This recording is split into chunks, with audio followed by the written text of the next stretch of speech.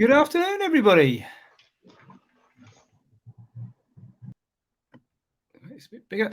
Right. My name's Jason Fox. I'm joined by my colleagues Andrew Bidak and Alberto Abella. And this afternoon we're covering mainly the FIWARE side of things. We're going to start off with an introduction to JSON-LD and NGSI-LD, a basic grounder which is required for understanding what the LD bit of NGSI-LD is all about.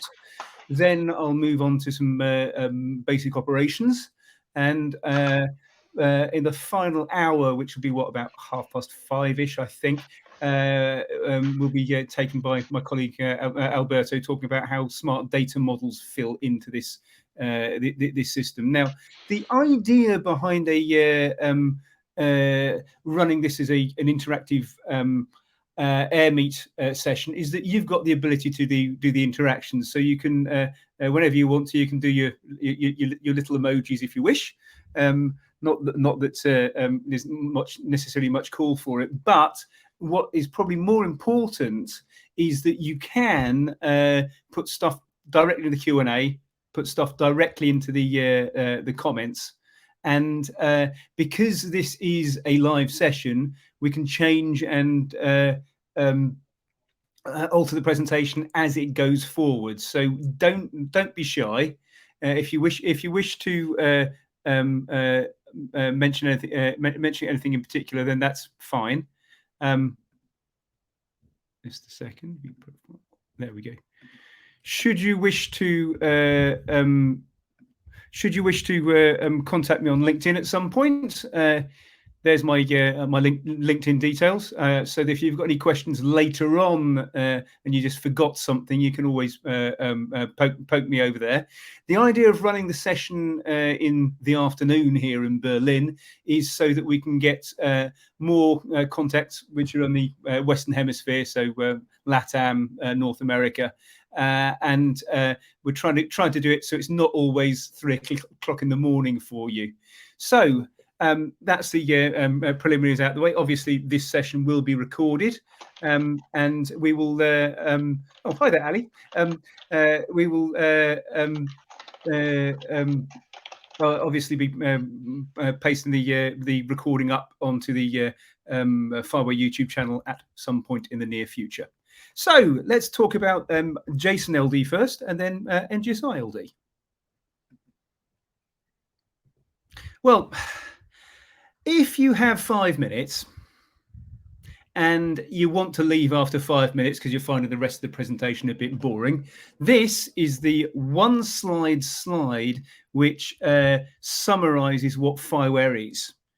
FIWARE is, as the website states, an open source initiative defining a universal set of standards for context data management, which facilitate the development of smart solutions. As you can see, that's quite a few keywords in one thing. But as far as developers are concerned, it is the 5 bullet points which I'm showing below. Firstly, it is REST done right. I'm sure you are all familiar with what REST is.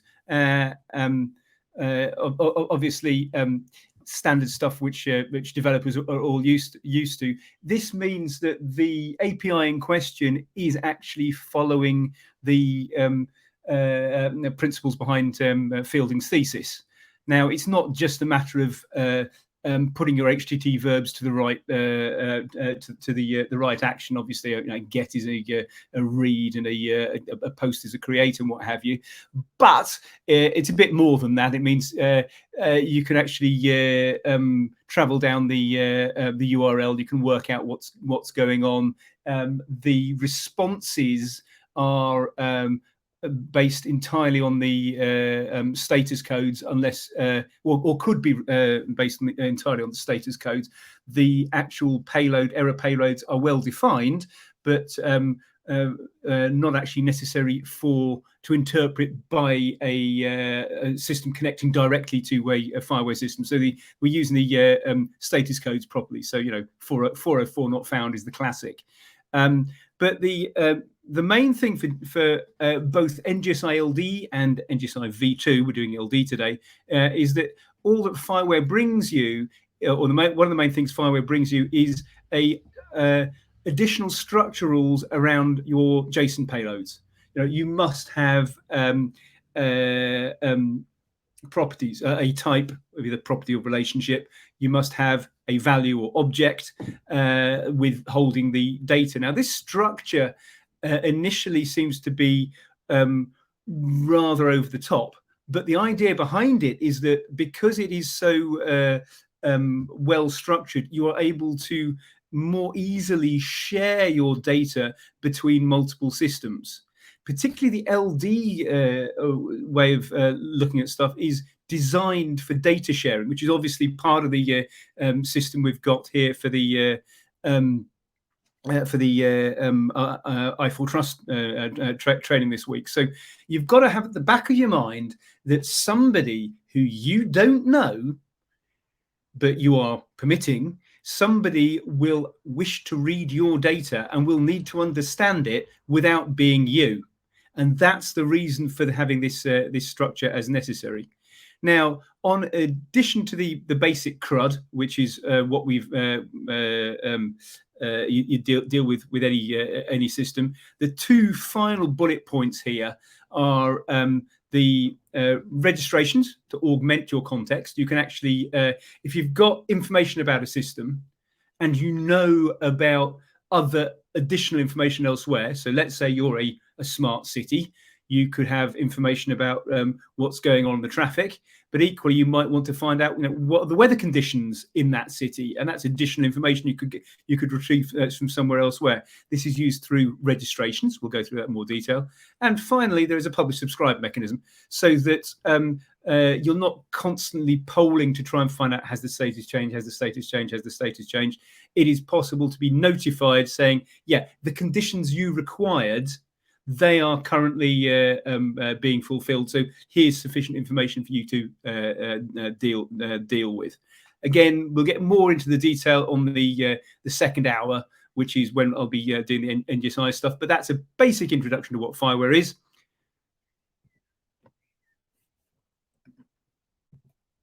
Here is the components of the FIWARE catalog. When you are running a Powered by FIWARE solution, the only thing which you are mandated to have is an NGSI context broker. There are four in the main central core point there. However, there are, because all these interfaces are well defined. In the case of the NGSI-LD specification, it's defined by ETSI. There are multiple components which are able to connect directly to these systems. So we are able to offer a catalog of software components who are following our basic rules, which are able to do things like connecting IoT devices into the system. Now, you can see from this basic architecture diagram, what happens is your data comes in from the bottom, and it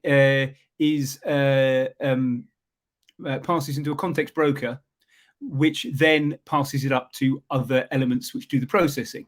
The idea of having this intermediate step, a context broker, which doesn't do very much itself, it just marshals data and holds the current state of the system, is that you have then defined this common interface between one system and another.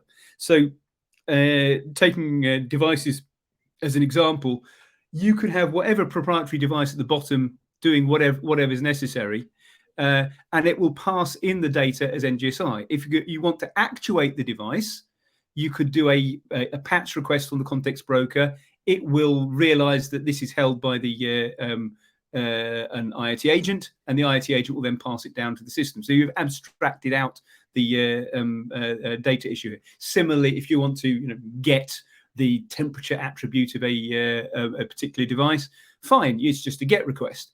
It is immaterial to the context broker whether it holds that data itself or it knows where that data can be retrieved from. And therefore, when some system like a dashboard like Wirecloud or whatever is displaying the data, it is common as to whether it's held locally or it's held elsewhere.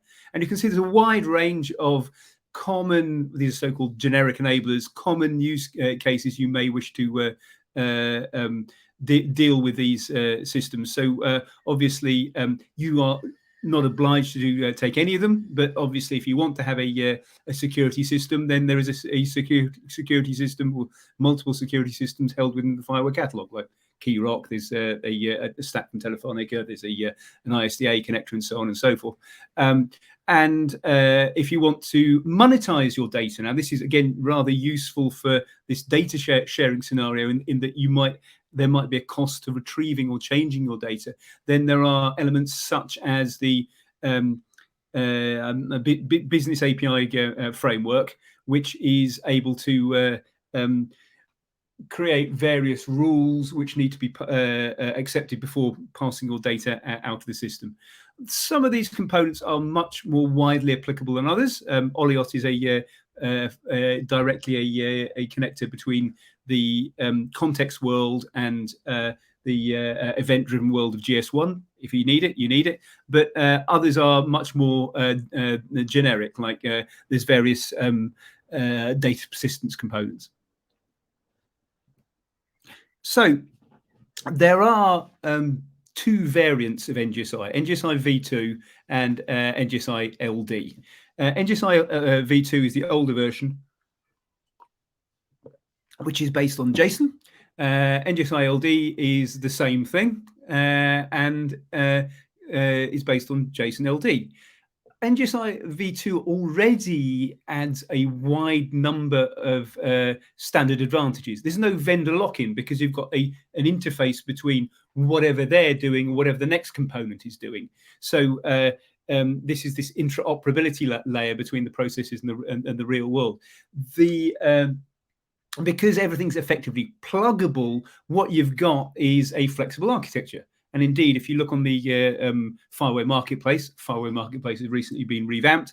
There are multiple powered by FIWARE solutions, FIWARE-ready devices, FIWARE-ready enablers, and what have you, which already exist. And the majority of those are actually NGSI v2 based. So there needs to be a reason for moving from the existing NGSI v2 to NGSI-LD. And indeed, in many cases, you're perfectly happy sticking with NGSI v2. But what's happening here, and this is particularly the case for LD, is that the concept is that I can share my data more efficiently. However, you then come across Conway's law, which means I've defined my data.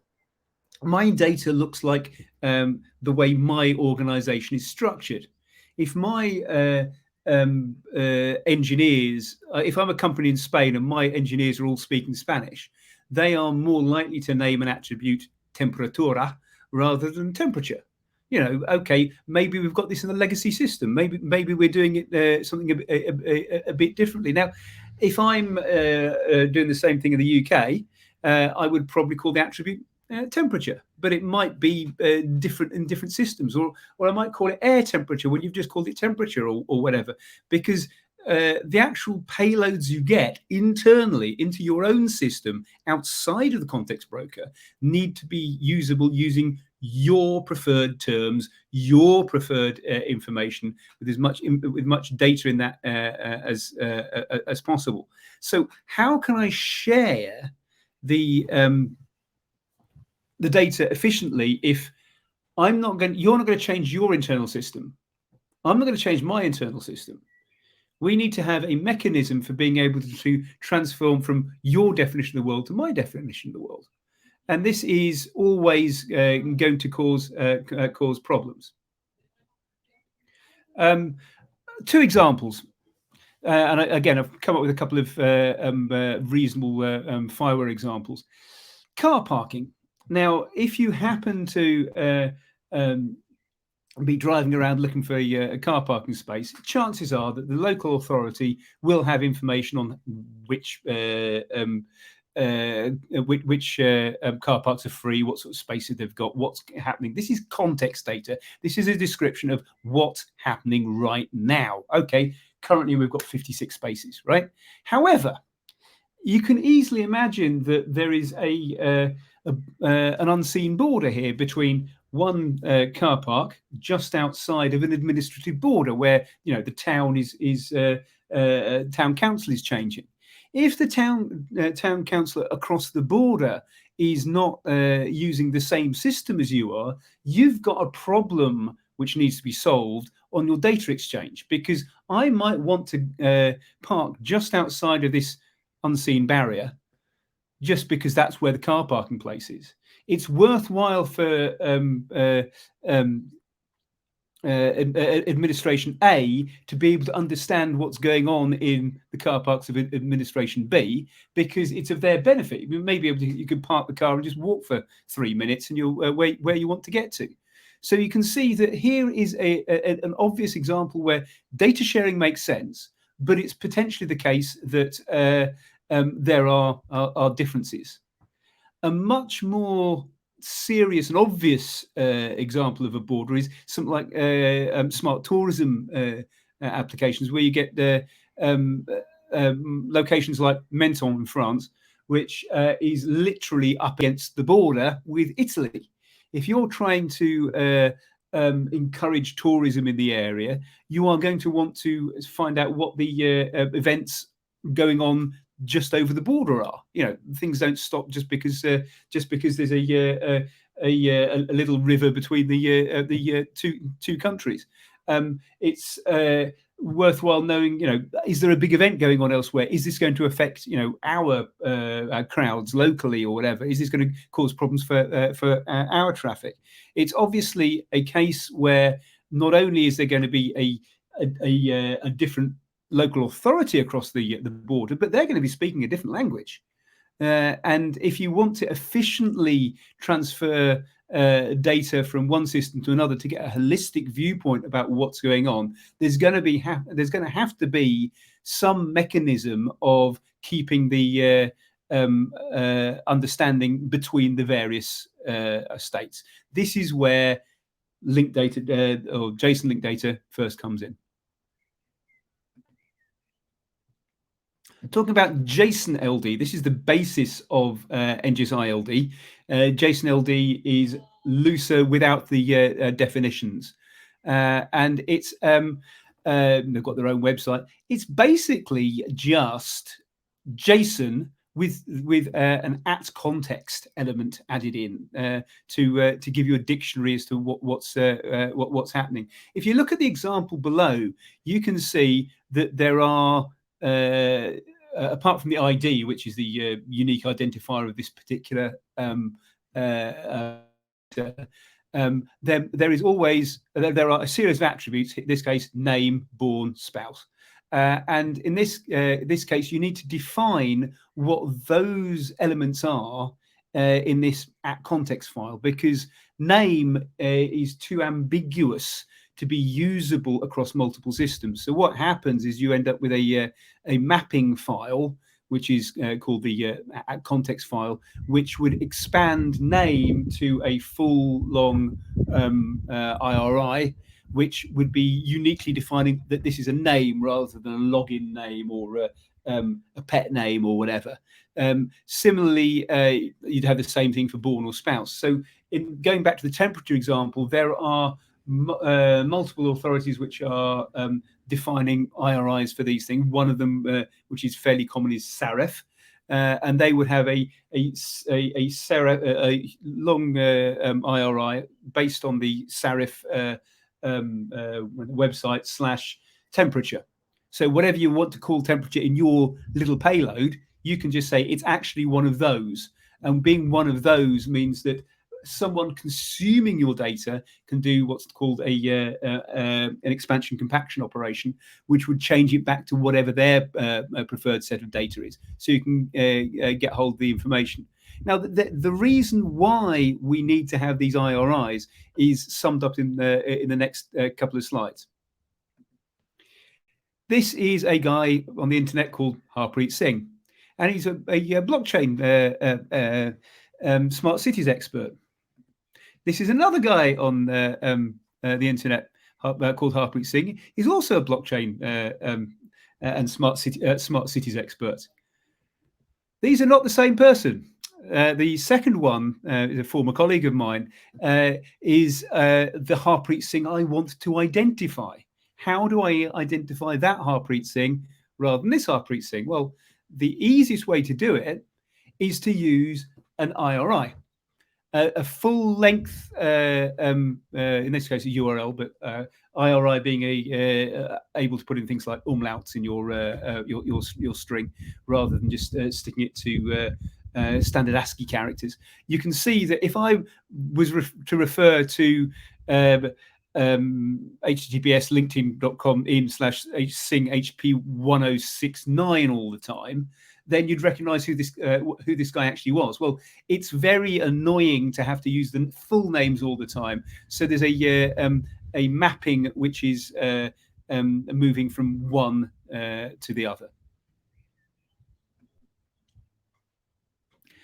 Looking at the example, the difference between JSON-LD and NGSI-LD in the form of the payloads is that there is a bit more structure to them. You can see that name is no longer just John Lennon. It has a property and a value. Born, again, has a property and a value. Spouse is a relationship and an object. These are common terms which are already in use, like type property, type relationship, are already in use in NGSI v2, but now they are strictly defined within a so-called core context, core context, so that the payloads of an NGSI-LD system are fully dereferenceable. You notice that the @ next to the ID has been removed. That was not required for NGSI v2, but there is now a mapping saying that ID equals @ID, which is held in that core context file, the second line in the system. If you look at the context is effectively an array, because the final element is always going to be the so-called core context, and the core context defines the type, the property, the value, that the structure which is required for the NGSI payloads. Now, what we're dealing with here at the moment is what's called the full normalized form. This is the data which, if you're a dumb computer, you would want to receive from another dumb computer, so that you can fully understand what's going on. There are several more convenient payloads you can use as a developer, human, because you don't necessarily lose any information, any additional information. But at the moment, the reason why this is all so verbose is that it's really making sure that there is absolutely no contradiction in what's actually going into your system, coming out of your system, being moved to the next guy. And this is fully defining what's going on. The last hour of this 3-hour session will be dealing very much with data models and modeling. Again, this will be defining the attributes other than ID and type on that payload, but everything on the right-hand side, like type equals property, value equals John Lennon, or type equals relationship, object equals URL, is defined within the core concept, because this makes the whole thing machine readable by other machines.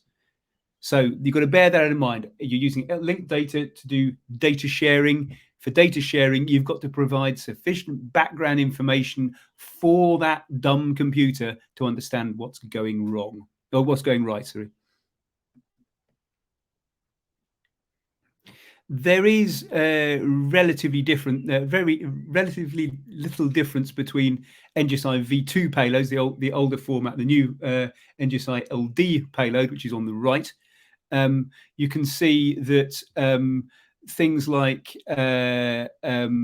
type now on NGSI-LD are actually simplified. You can only have property or relationship. You can't call it things like array or postal address or what have you. And the URL which you would use to send to a context broker is different. It's just NGSI-LD/v1/whatever. Again, we'll go into the operations of that in the second half. The main change here is in the metadata. You no longer get a metadata sub attribute, but what happens is you get, say, an address has got a property defined as a property of a property. So you can get more information about, yes, this one is verified. There are 4 basic types of attribute. There's property and relationship, which I've already mentioned, but property can be subdivided in 3 ways. There is a geoproperty, so a location somewhere, which is using GeoJSON format in the value. This is useful if you want to do things like geofencing queries. And there is also a so-called language property, which means that you can define a language map of key value pairs for each different language you're covering. So let's say you're doing something in English and Spanish, you could do that quite easily. Usually you'd use language maps for things like querying, because queries, when you've got multiple names in different languages, different exonyms, they are all equally valid. So whether you put the name in one language or the other language, it makes no difference to your query. There are other ways you can do multilingual support in linked data, but we won't go into the more details of that until I think session 3 later on in the week. So, but the main point here is that, yeah, you've got a type, you've got key value pairs for everything. Every value of the key value pair is an object, and the object itself will usually have a type and a value, or a type and an object. Semantically speaking, what has happened is that the NGSI-LD data model is more complex than the older NGSI v2 data model. NGSI v2 had an entity which had attributes, and the attributes may have some metadata. Fine, simple. Whereas now, because you can put data inside the properties themselves, you get things like properties of properties, or relationships with properties, or properties of properties of properties. You can see how the value goes forward. This graph is perhaps better described using some real examples. So obviously, an NGSI-LD entity must have an ID. Indeed, any JSON LD document must have an ID, and it's an IRI or URN. So I said you can put in international characters as well. It must have a type. Now you notice that we were dealing with a building in this example here. Well, type isn't actually building; it maps to a proper long IRI, because this is saying so that when something receiving this information knows what sort of type it is, it really does know. It's that sort of definition of a building rather than something else. Typically, within the actual payload itself, you'd never see the long IRIs. Like, you'd only use the short attribute names, but under the hood, they would be defined as proper long names. There are a series of properties. Obviously, depending on your use case, these will be completely different. There are a growing number of standardized data models which are being used here. So you could define a building using, say, smart data models building, and it would say, okay, I expect it would probably have a name or an address or whatever. There are, as I said, places where you could put in properties of properties. There are actually 2 well-defined non-reified properties of properties, which are fixed names. One is called observed at, which is used for on temporal queries. The other one is being unit code, which is a UNC fact defined term, which means that you can say that you can leave your temperature to be, say, 25 as a number, and the metadata saying the unit code would say degrees Celsius or whatever. Whereas the timestamp is obviously very useful for either tracking stuff historically, which is an optional API on the main API, and it's also usable if you are trying to push data into a time series database.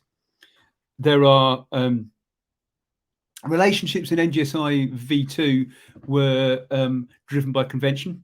So there would usually be the case that you would have any attribute starting ref would be a reference to a relationship. They are now fully defined as a type, and a type which has an object rather than a type which is a value. And once again, these can also include additional sub-attributes if necessary.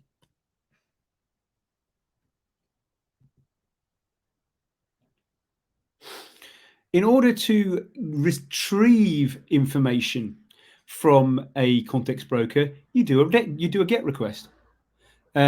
Typically, you would do a GET request and you would include the at context, which is defining your world. You can see there's a linked header, which is using a rather long-winded definition of a link, but that is the official definition of how linked headers work. You basically put the same thing in every single request, and you can retrieve the data in multiple formats. The accept header here has got application/LD plus JSON, and therefore it will return the at context in the body of the response, and it will itself be a complete JSON-LD, valid JSON-LD payload. If you don't place the LD there, it will not place the at context file in the body. It will actually return it as a linked header, because it assumes that whoever's contacting a context broker understands that context brokers may actually put this link header in rather than the body. But there's also a third format which is acceptable, which is Geo plus JSON, which means that instead of returning in this format, you'd return in GeoJSON format. You'll probably guess what the name is. So, what to call a location? Well, if you have a look inside the at context file, which was the link, which was where we go? See that one? Yeah, the bottom on the right hand side, bottom of the context files on the right hand side is this URA etc.org blah blah blah file. Well, if you look at that, it defines about 50 terms which make up the API, NGSI-LD API of stuff which we need to know about. So it needs to know about ID, type, value. As I said, ID is actually an at ID in JSON-LD specification. If you look at these names, these could all be a location. You could have a location called location, or located at, or geocoordinate, or place, or ubicación, or standort, or occupation, or whatever it's going to be. All of those would be valid short names for your attributes. However, there is only one valid long name, and the valid long name is always going to be URI etc org NGSI-LD /location. Now, there is a minimal number of terms which are being dealt with here within the core, but this is giving us the structure to understand how the system moves forward. There are a series of useful links which you can see on screen to actually define this in more detail. Slightly out of date slide here is in that the latest specification is 151, not 131, and indeed the most recent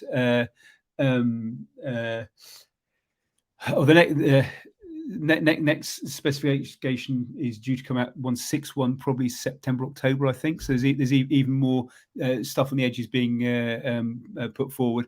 If you want to understand basic Json LD, then there are videos coming directly from the Json LD folks, so that you can understand what's going on there. Now, this is all a background to what we're actually going to be dealing with for the meat of this session. So that is the first one of multiple presentations we've got. So let's go back to the main screen.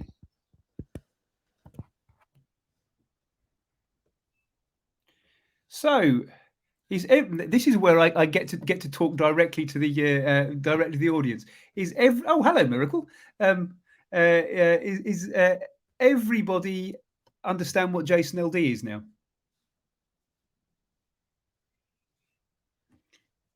Feel free to ask questions before I go on to more detail, because this is the fundamental underpinning of the first session we're dealing with.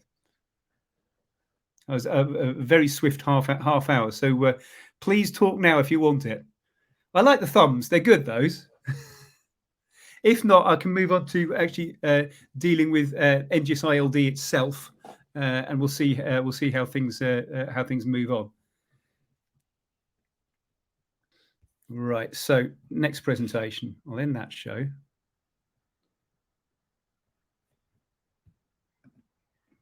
Oops, I don't need that one. I do need.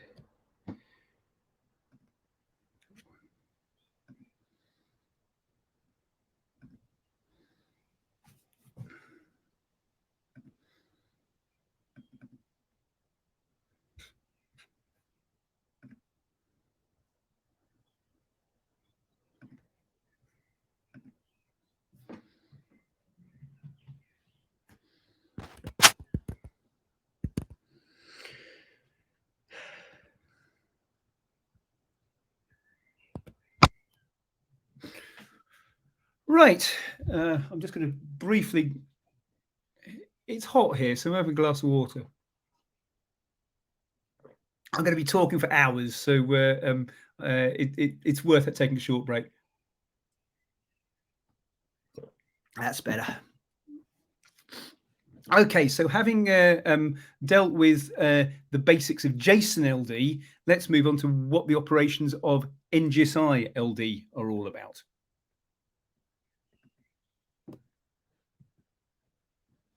As usual, I'm repeating certain bits from the previous slide deck because they are important.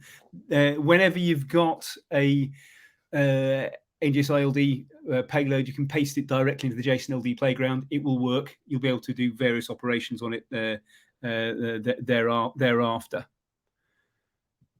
And this now should be familiar. This is the fundamental part about what we did for the last half hour.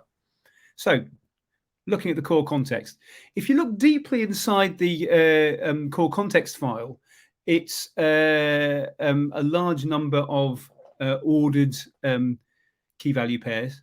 You can see that there are. It starts up from the top. There are 2 or 3 namespaces which are predefined.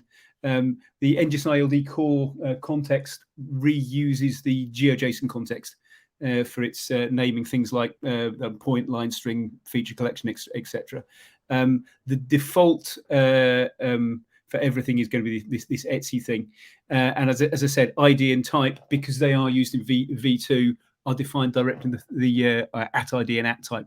If you look in detail, the elements in purple are keywords which are used within Json LD. So, for example, if you on the top right-hand corner, if you want to define coordinates and you want them to be keep the order correct, because obviously you want to put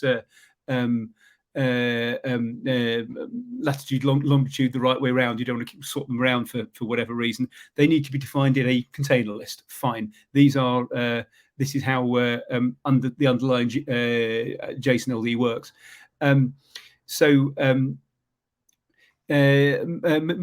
moving down after the definition of various non-primitive types, like the GeoJSON ones, or what a date is, or a date time. There are the terms such as geoproperty relationship, which are defining the various parts which can go into a request. And then there are also elements such as how to notify stuff, or how to define a subscription, because these are also operations which you can do by the on the context broker. And on the right hand side, you can see it's now lowercase. There are these minimal minimal number of predefined short names for things like coordinates, which is part of GeoJSON, or, as I mentioned before, unit code, or observed at, which define various elements which need to follow a strict structure. If you look in detail at the observed at, for example, an observed at is going to be NGSI-LD :observed at, which expands to this full long etc IRI, and it's going to have a type of date time, which in this case is an ISO 8601 date, which means that it's going to have year followed by month followed by day, going down to milliseconds in a well structured format. If you don't create anything, or there's an attribute name which is missing from either from your context and the core context, then what will happen is it will fall into a default context, which is the vocab at the bottom right hand side. This means if I create an attribute called foo, and I don't put this into anything else, it will fall into default context /foo. Now, that means that it'll work, but it's not shareable really, because what's a foo? You need to ensure that your context file defines your definition of the world, so that we can get all the information coming out.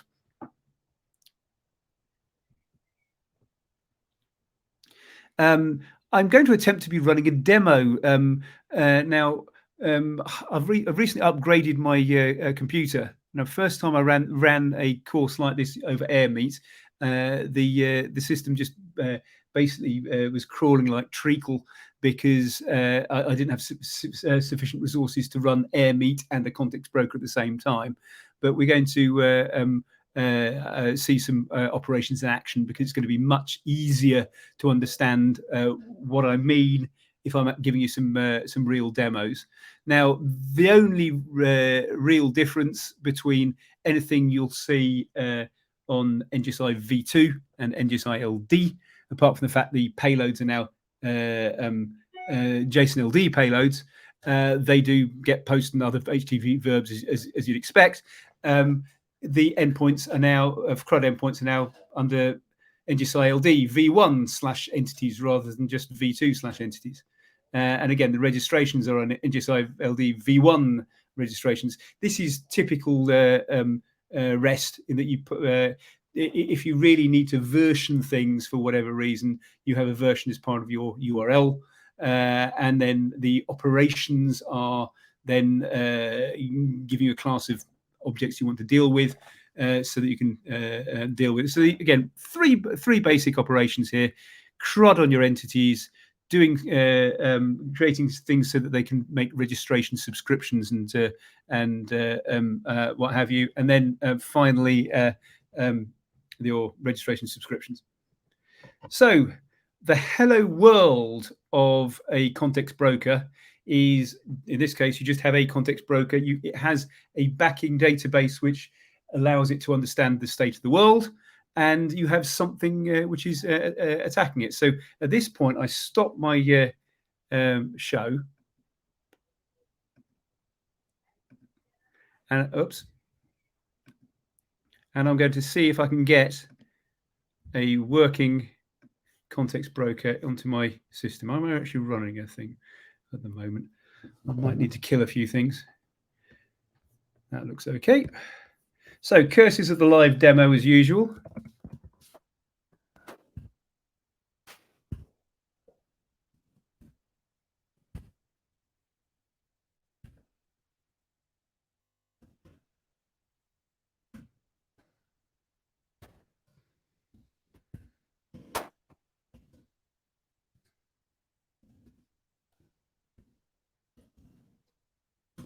Let's see if we can get something running.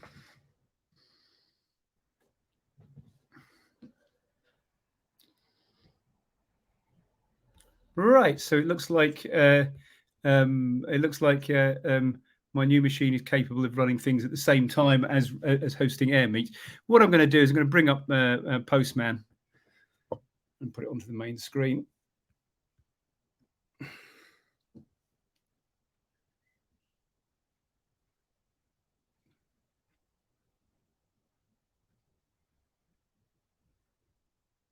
Where's it gone? Working with that context.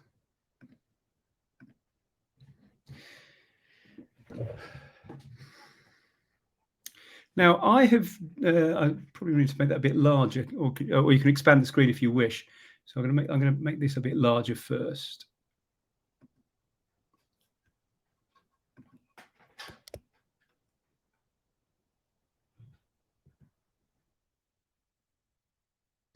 Okay, so you should be able to see see stuff on the screen.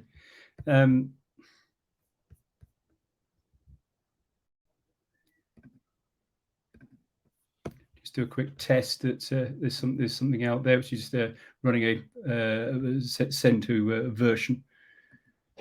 Yeah, you can see that I've actually got a running context broker in the background.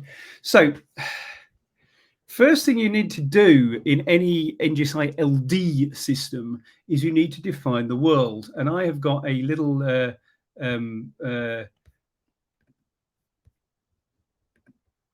web server running in the background, which has got a file called NGSI-LD context. And I think that's the wrong URL. I'm not sure. Send that. No, it's the right URL. Okay. And you can see, it will do actually. And you can see here within my little world, I have defined a series of entities like building or device or animal or other keywords I might want to use like male or female. And then after that, I've defined a series of attributes. You can see that the entity types have got capital letters, the attribute names have got lowercase letters. You can either define an IRI in two parts with a namespace like schema for schema.org, and a colon followed by something else, or like schema.org/female, or you can put in a full IRI for each attribute, like I've done for HVAC for using the Sarif terms. So these are all the long names I want to have within my system. Now, what I need to do when I am creating an entity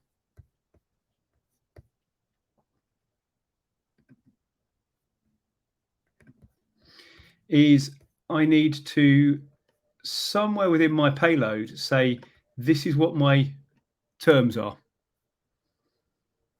so that I can then create the entity itself.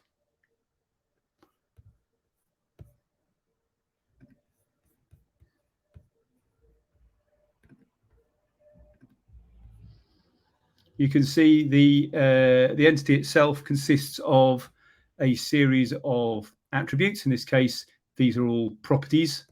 I haven't created any relationships yet, but I can now have either, say, an object as a value, or a Boolean as a value, or a name as a string, or whatever. And when I send that to the context broker, oops, content type is application JSON at context present in the body. Okay, my bad. The content type is not application JSON because it's got an LD in it.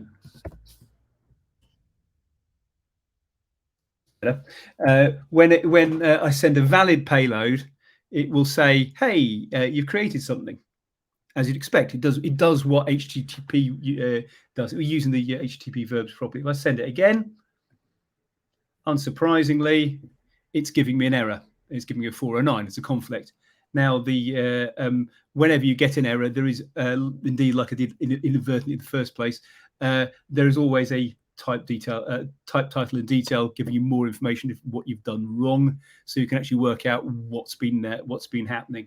So that's my first entity. My second entity, I'm going to create a barn, and there's something a bit weird that I'm missing. Oh, that's why I'm missing a bracket. That's why.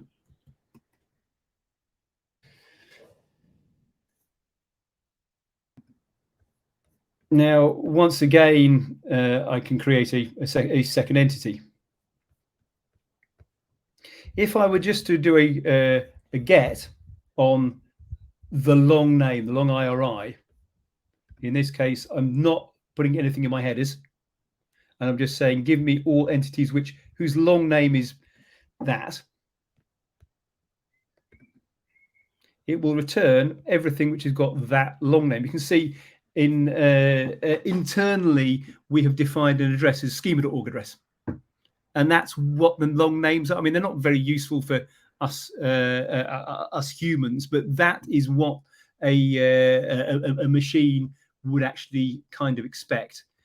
So things like the categories have been expanded. Things like the location and actually name as well and type have not been expanded because they are always part of the core context, and the core context will is always assumed to be present in a NGSI-LD system. If I just briefly, you can see it's giving me that at context of the core context. If I go there and send that, you can see this is actually what the full core context is. So that's already assumed in what I've done previously. It's only about 50 terms which are well defined. What can you do with? Well, you can filter your entities in various different fashions. I've got no parameters, but as you would expect, if I have an entity with the URN NGSI-LD building farm 1, I can do a get on it, and what happens is I get back the full information required. There are actually, and I'll show you concise in a second, but there are other formats you can request. So, for example, if I go question mark options equals key values, you can get hold of just the first level of data. You can see things like that verified out, which I had previously, has now disappeared. This is useful if you wish to move out from context data to something which is usable by your solution. I'll get rid of that again. You can see the address actually had got metadata posted inside it. Apart from getting stuff directly from the ID, you can obviously get stuff from type. So this is just getting type building. Because I've got a link header, it knows that what building actually is. It's that huge long IRIs. As I said, what you normally do is you always provide the same link header in your system, so that you don't need to worry about what's going on, and it will go for the long names all the time. Similarly, if I run that, you can see that it's returned all buildings, and it's using the key values because it's slightly more compact. There are actually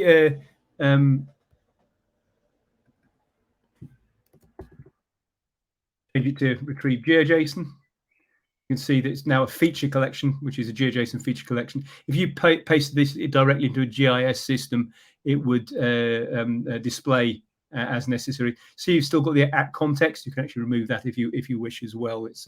It's what's known as an other property in GeoJSON format, so it doesn't really matter whether it's left in there or not. If you wish to just use the just use your short names. You can the Q parameter is probably the most important part of filtering, in that the Q parameter consists of a series of and ors, which you can obviously separate with brackets as necessary, and it means you can make queries on, in this particular case, the type of buildings which have the name attribute which equals a certain, in this case, a certain string. There are multiple operations which are supported, things like regex patterning, greater than, less than, that sort of thing. But it means that you can make queries which are usable. You can also request over a specific set of IDs, for example, so that you could list which IDs you want as well as which type. If I make a query like this, which again, I've got my URL, I've got that, virtually every single request has got this link header. I say I want JSON LD back. It will just return me the one building rather than both of them, because, and I said key values again. Why is it only return the one building? Because this is the only one which has got the name Big Red Barn. Now, just to show you some of the power of an at context, I'm now deliberately using a different at context file. So you can imagine there's one system which has been using the definition of the world I've defined so far. If we are sharing our data, we do need to agree on what the IRIs are, the full long names. But what I can do here is I can use an alternative context file. And I'm now looking for entities of type Gebäude, which you think, just a minute, what's a Gebäude? Well, that's defined in my at context file. And I can then just, I'll just send that. I can get back my barn, but everything's, all the attribute names are now in German. Look, it's type Gebäude, Adresse, category with a K. Obviously, I've not overridden the key API names, but I've overridden everything else. I think I had it here, didn't I? Yeah. So, oh.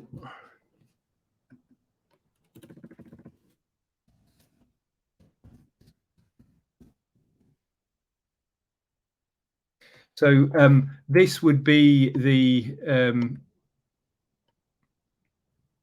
definition of my world. This is my standard file. Whereas if I go for alternate context,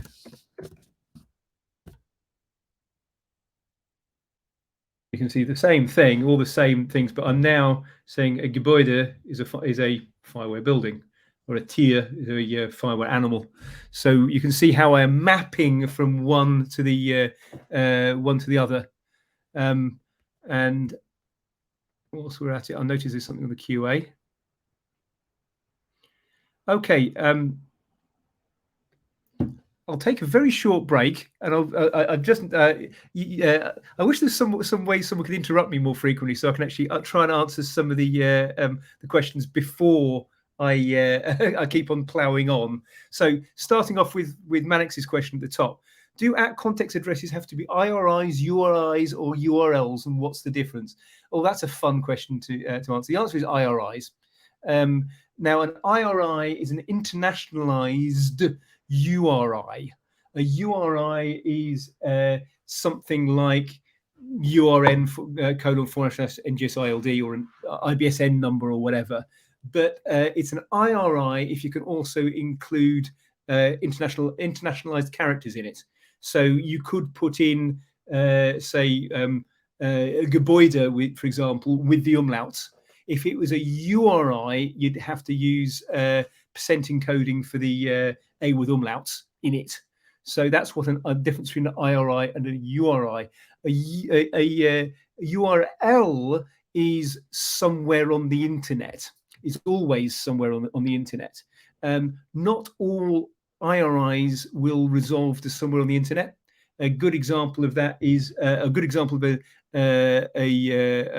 IRI which is not even using HTTP is something like the IBSN numbers for library books.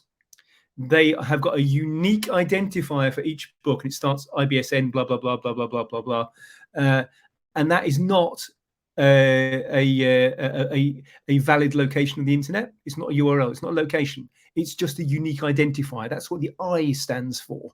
Whereas the others have got a URL will always start, say, HTTP or whatever your communication protocol is, and continue forward. Now, if you look inside the context files, not everywhere will resolve on the internet, but frequently some of them will. So, for example, if I take schema.org/address, that is a valid URI because it hasn't got any funny characters in it. It is also a valid URL because it actually goes to somewhere on the internet. And if you go to schema.org/address, it will be a definition of what a schema.org address actually means. It's, say I'm a postal address. I hold data which has got things like city and street name and what have you in it. Going forward. So that will briefly describe the difference between IRIs, URIs, and URLs. Within context brokers accept IRIs because Json-LD accepts IRIs. Now, moving on to the second question, why did I decide to use a context broker? There's several other context brokers out there. Are there any advantages that Orion provides over Scorpio and Stelio? The main advantage for training is the fact that Orion is a lot quicker to start up than the other two, which is reason why I almost exclusively use it for my training. As far as the actual use of the context brokers are concerned, all three of them are perfectly usable, and they actually have got different advantages. So, for example, if you are using a strongly federated system, the federation part of Scorpio is much stronger than Stelio and Orion LD. It's much more spec compliant. There are going to be certain elements which are going to be particularly in the more up-to-date versions of the specification, which are covered by some brokers more than others. So, for example, Orion LD covers language maps, which I'm not sure that Stelio does yet. Stelio, for example, has got a certain amount of integrated security features into it, which they were requested for by a client of theirs, and they're not part of the specification, but it's one of the areas where you would be able to more securely define, I can get hold of these entities, but only those attributes of those entities, because it's already in there. The basic advice I give is you'll have to run your own beauty contest, because all of these context brokers, and indeed more, are at least 131 spec compliant. If you're using features which are really rather cutting edge, then maybe you'll have to go for one context broker rather than another context broker. If you're doing some functionality which is well covered by a context broker, certain context broker, go for it. There is a distinct difference in the footprint of, say, Scorpio and Orion. Scorpio I always describe as being very much the heavyweight boxer of the group, but it sure does pack a punch. But if you want something more lightweight, then you'd probably go for Orion. Stelio's kind of in between. Right. Can I also expand related entities so that I query the builder and the owner with one query? Oh, that's a good question. Simple answer is no. But it's a no because, right? One of the things which we need to get away from in these distributed systems is we need to understand what's the point of a context broker and why it's not a database. I haven't dealt with relationships in detail yet, but if I make a query, I could. It is immaterial to the context broker whether that data is held locally within the context broker or that data is registered from elsewhere. So if I make a query, I could be obtaining information from multiple locations, mashing it together and giving you a holistic viewpoint of this is all that I currently know about this system. Well, it could be the case, for example, that maybe owner is only found on one of the brokers in my federation. In which case, if that happens to be online, I'll give you owner. If it's not online, you won't get that attribute back. It could be the case that I return the information that this is the details and the current owner of the system, and then all of a sudden various parts of the internet decide to drop out and I'm unable to retrieve more information about that owner. This is because what a context broker is offering you is right-time information, not real-time information. It's not atomic in the sense that it will always get everything. It will always do its best to get hold of what it can, but it won't necessarily guarantee that everything is out there. But the point is that the information that you do receive is an overall viewpoint of the system. So, and indeed, there's an example in the code, the tutorials associated with FIWARE, which does follow one link to another link to another link. And the way to do that would be, I'm afraid, to get hold of the building or the buildings which are relevant for your query. So maybe you want to get all the buildings which have got a color red, let's say. Then just retrieve the relevant IDs for that. Then afterwards, you would get the details of, say, the furniture in that building. Each one of those would be a relationship, and you could then query the IDs of that relationship as a subsequent query. So in order to build these things together, you'd need to make multiple requests. Going back to your differences on the context brokers, one of the advantages here of Stelio is that Stelio is under the cover using a Neo4j database, which again is very useful for being able to do something more direct like that. If you wanted to make a query directly, you could, but remember that you'd then be very much stuck with the internals of that context broker. The advantage of making the query across the NGSI-LD interface is that you don't necessarily know which context brokers are connected to something else. So you've got to have 2 points in mind here. Firstly, have I just got the one context broker in my system, or am I federating multiple context brokers? If I don't know where things are necessarily coming from, I am obviously going to have to make all of my requests, all my queries through the interface, so that it's obscure as to where the data actually lies. Next question. If 2 entities are linked with relationships, parking spot is assigned to a parking area, how is the attribute of the higher entity updated? Is this done based on the relationship?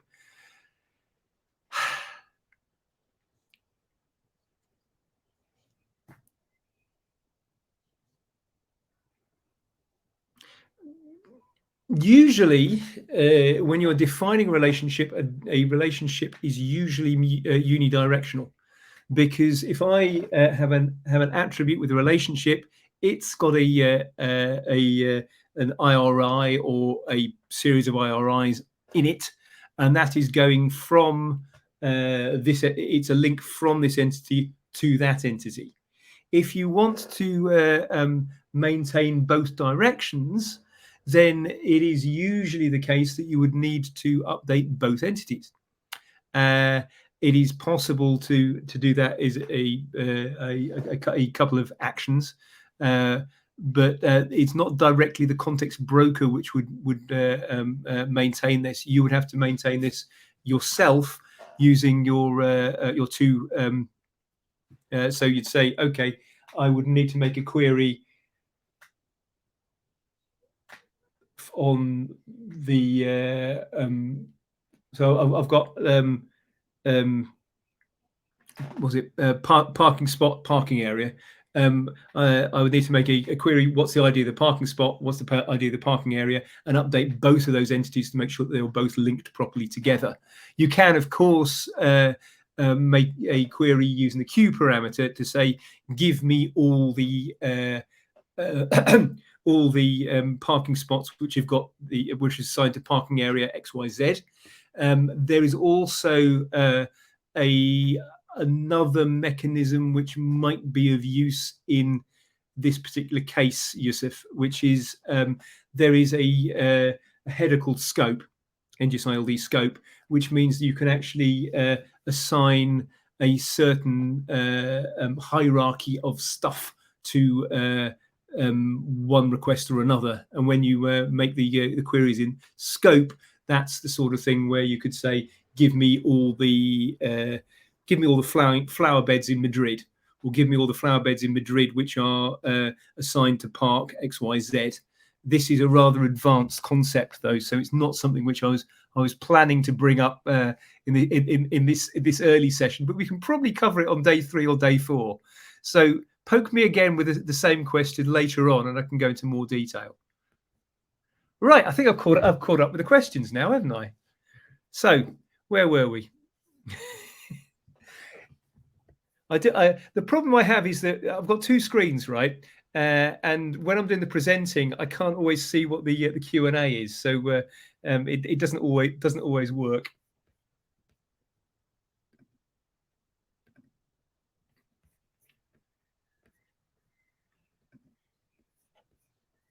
Okay, going back to the various operations you can do. As I said, the key to doing anything clever in a context broker is to use this queue parameter.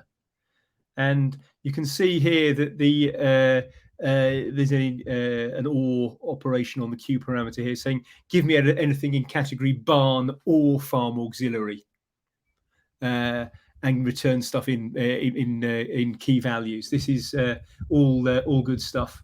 So I can send that one, send, and I think it returns both of them. No, it just returns the one because it's the one which was in that particular category.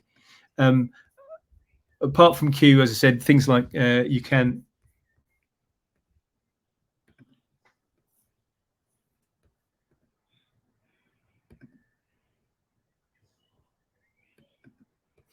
also address certain elements within the data. So if you remember, address was an object, and what you would normally do to get hold of, say, a sub attribute within that value object is to use your square brackets.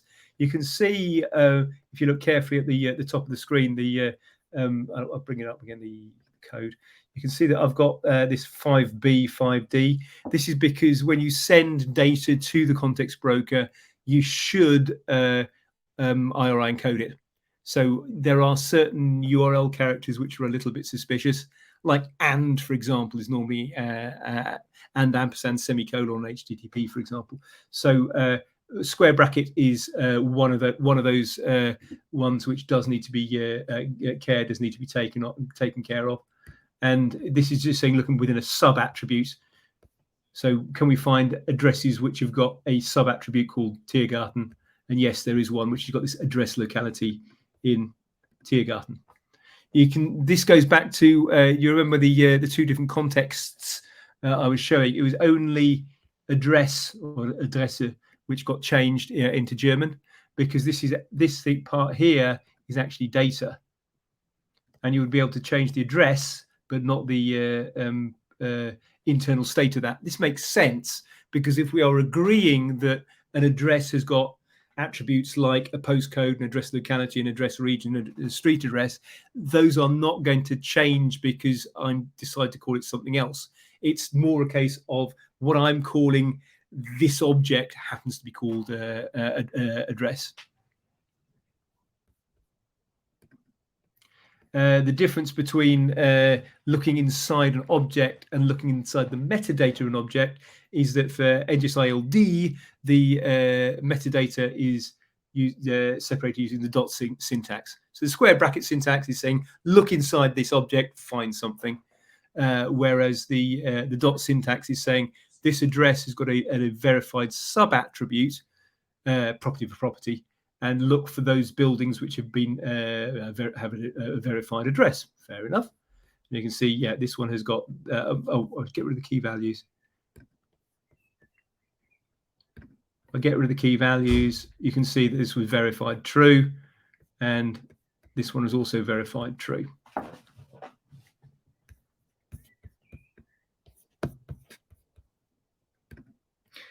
Finally, for this this particular section, you can actually do geofencing queries. Again, coordinates should be inside square brackets. So I'm if I look in detail, oops, there we go. Well, I'm looking for, actually easy to see the parameters, I think. I'm looking for entities of type building near to a certain point, which has got this coordinate, which is the Brandenburg 8 in Berlin, and it's no more than 800 standard data units, meters, away from that location. To which I find that funny enough, Strasse 17 Juni is actually very close to where you'd expect. Now, I could go through the precisely the same operations on either Scorpio or Stelio.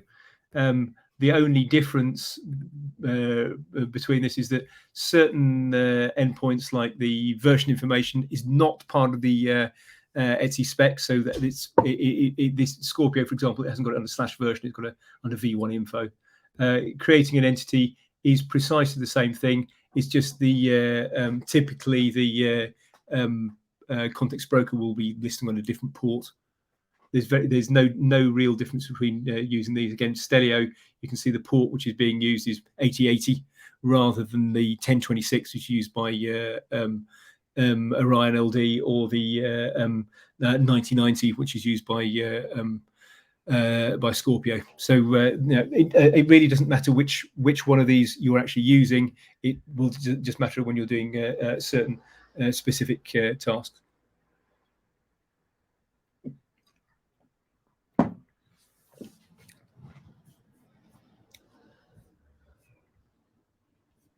I'll just move on. Have I got relationships in here? It's relationships.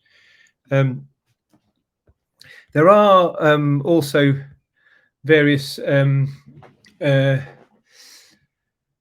batch operations you can do where you can put in multiple elements at once. So I can just create these entities in the same fashion. You can see at the moment I'm constantly using the more verbose normalized form when creating stuff. There's actually a simplified version which is also beginning to be available, called Concise, which we'll see in a bit. But just for completeness, all of these have been created using the standard normalized form. So you've got literally everything in there. Send.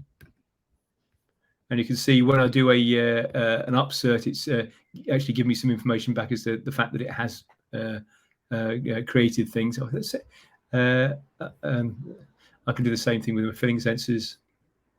I don't think I need to worry about that.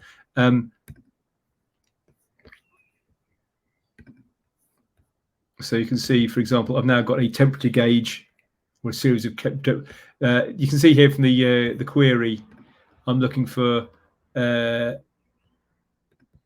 entities of type temperature sensor or type filling sensor. It's comma separated is an or, and it's given me all the various things I've created to create a relationship. For example, if you look at the standard data models device, there's a controlling asset relationship. It's just the same as creating a property, apart from the fact that instead of a value, it's got an object. because these are not free-form values anymore. They are specifically URNs which they should link to. Obviously, all of my entities are URNs because they are objects. So I can create foreign keys onto various elements, saying, for example, temperature sensor 1 is now going to be placed inside the building, farm 1. This is going on to that thing. So if I wanted to find out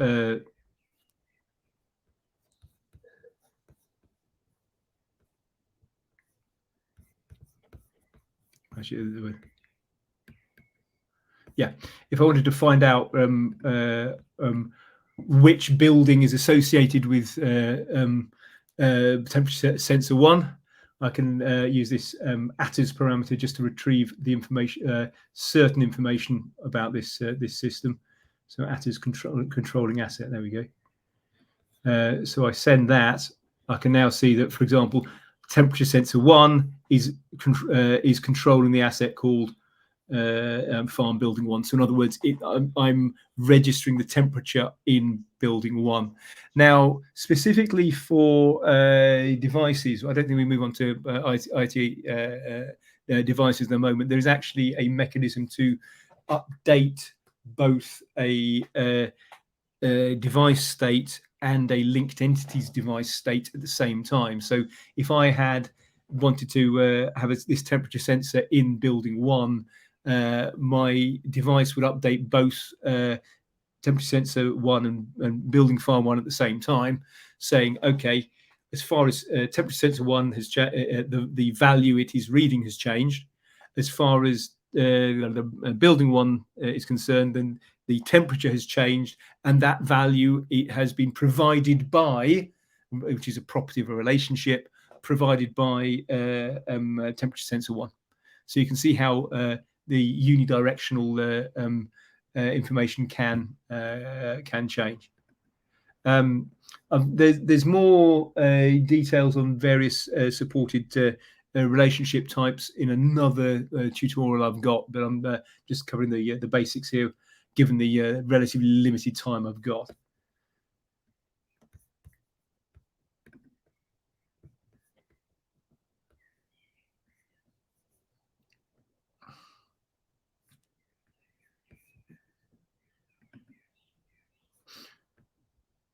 So you can see here, using a slightly altered query, how can I find out which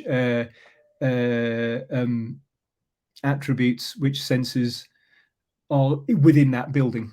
I'm just making a somewhat different query on controlling asset. You can create bridge tables if necessary. And a good example is where you would do a task entity. You could have a task entity which is saying this person is placing this herbicide in this part of the field, and it's got a description and when it gets done.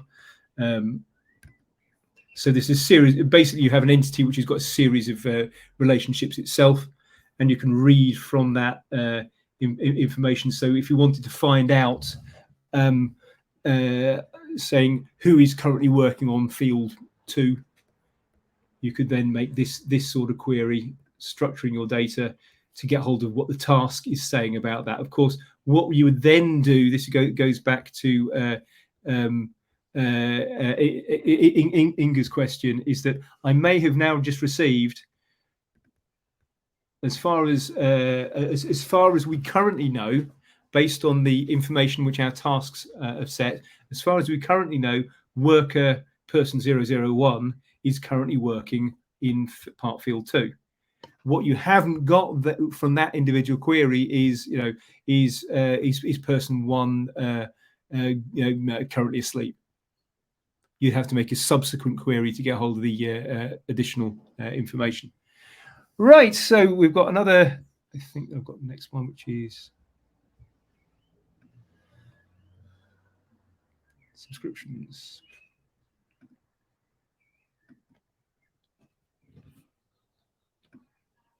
Moving on, as I said, the two other key parts of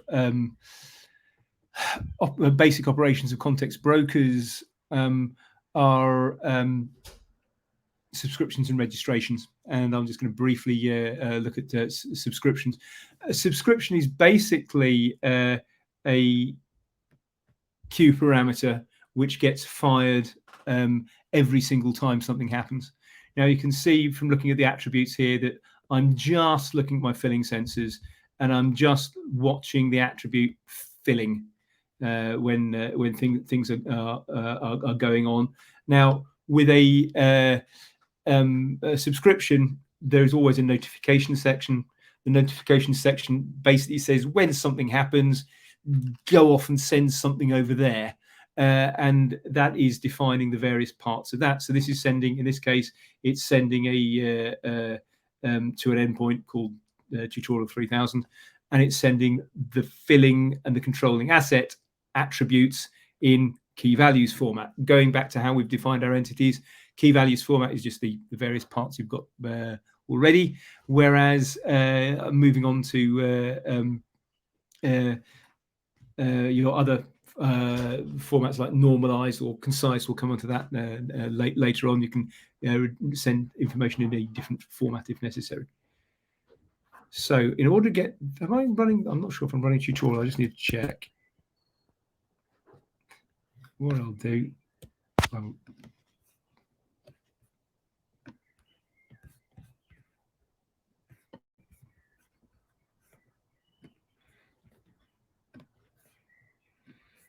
just quickly get rid of that.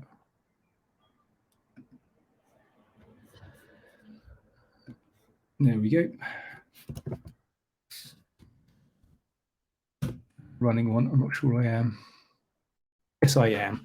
Okay, so I have my little farm, and I device monitor. So I'm not currently running that. Okay, so I will actually just restart this with a different tutorial.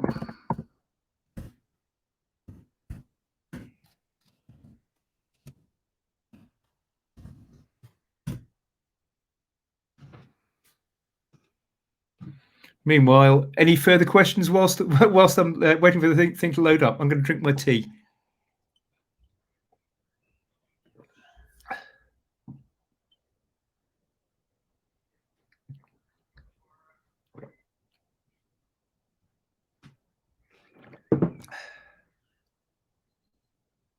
Waiting for 200, that's strange.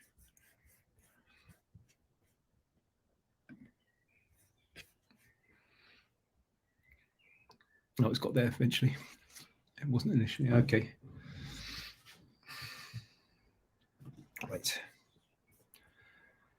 Okay, so going back into this element here, we have got load provided me load feed stock, and I can do this in getting those attributes in key values format, or I could equally go for I could do concise. I could go for notification in normalized format, or I could go for a custom format such as the old NGSI v2 format within a NGSI-LD broker. Again, this is one of the things which only Orion LD will offer you, because only Orion LD is backwards compatible for v2. Now, what would happen?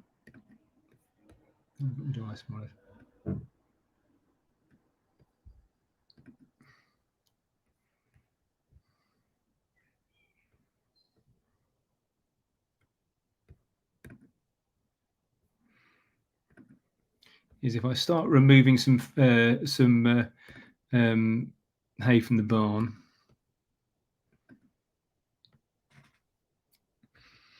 I've actually got this set up so like these are actually acting as devices, but it doesn't really matter because I'm just looking at the operation of the context broker just at the moment. I think initially absolutely nothing happens. I think I need to get below, I think it's below 8, isn't it? So it hasn't quite managed it. There we go. And you can see that once the relevant restrictions have been fired, then something is being sent to my endpoint. So it received something on Lostock Farm 001, which is the endpoint I was listening on, and you receive a notification. And the notification has got a well-formed structure. So looking back at the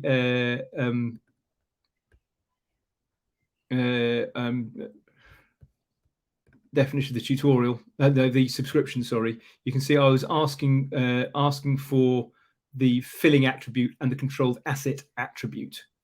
And you can see, if I now look at my element here, is that what I've got here is the controlled asset and the filling. And if I can continue removing stuff from the farm, the devices, send, get that below 6.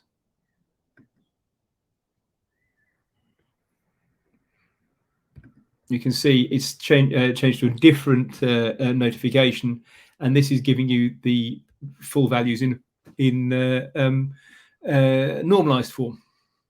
Now, for those of you who don't think that repeating the word relationship or property all over the place is a good thing, I will be dealing with concise format tomorrow, which basically removes them. But this is just showing you the full fat example of what a full notification would look like.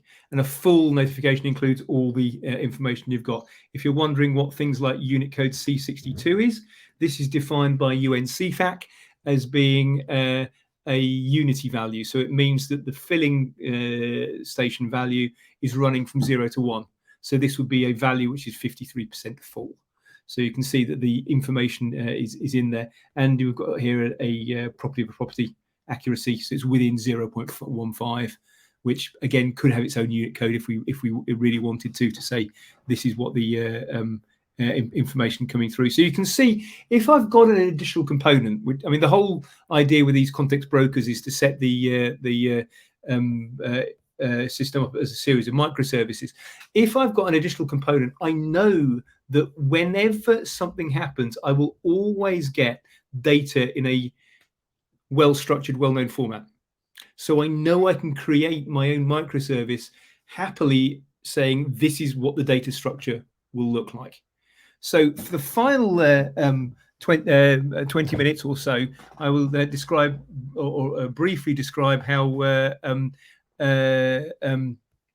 registrations work. I'm not sure if I got that in that slide deck or another one.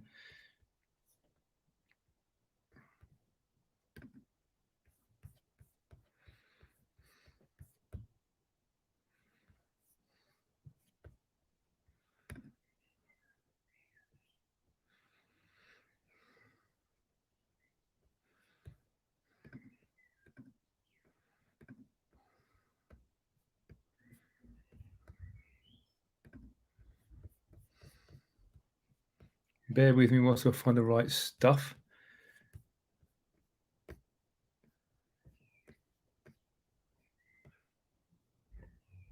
Okay, there's nothing particularly useful. One thing which you may actually play the current slide. One thing you might actually want to look at again, if you look in your at context, the at context can be augmented by an at graph element, so you are able to describe the nodes of the knowledge graph in more detail. So it's possible to say, for example, have an attribute like requested by, and say, you know, this particular relationship will be a person and can be found on the following types of entity. It can be found at a shelf, it can be found at a stock order. Or if you really want to go over the top, you can actually start adding in RDFS comments, like saying, you know, what is a requested by? Well, a requested by is an object requested by a person, and well, that's actually the comment which would be relevant if you're doing it in English. You've got the same thing in Japanese if you wish, so you can find out and what the text of the label should be, and so on and so forth. So you can, if you really want to properly define your world, you can add in the at context as well as the system. So I'll just more detail. Effectively, there are three places you want to deal with this. You need to define an attribute which really represents the link, and you need to have the machine readable definition of that link, which is the at context, and the machine definition of all the types of that link. This is not a specifically a NGSI-LD concept. It's Json-LD. It's how Json-LD works. So having gone to the relationship, you can see we've got type relationship, or rather this Etsy IRI underneath the hood, the long one, and it's got an object rather than a value.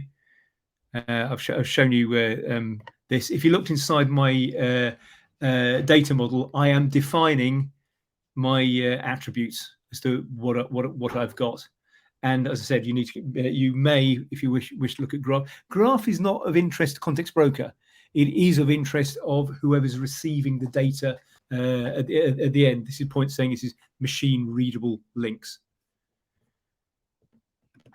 Moving on to registrations, we've already done the subscription bit. Is the alternative. A registration is a case of saying, okay, I have an entity. I know about that entity, but I can get something elsewhere. Now, before I go into describing how relationships are working, there's a small caveat here in that they are currently being expanded in the 161 definition. So there will be more classes and types of registration. So I'm just going to give you a simple overview for this, and I can go into more detail there afterwards. So similar to a subscription, a registration is just saying, okay, I know this information because I know where I can get it. This is obviously going to be fundamental to federations of context brokers, where different context brokers could hold different aspects, different viewpoints of the same entity. Note that the ID, the URN, is common between both, but is also fundamental to being able to actuate IoT devices. If you make a patch on to update an attribute of the digital twin held within the context broker, you would then, if it's registered that this is actually, you need to go somewhere else to actually go off and do this real work, it would then pass the information down into the next element of the chain, usually an IoT agent, which would then go off and change something in the real world. So registrations are fundamental for both federations and for devices. In this particular case, what we've got is we've got an endpoint called static tweets, which is going to offer us data if we request it.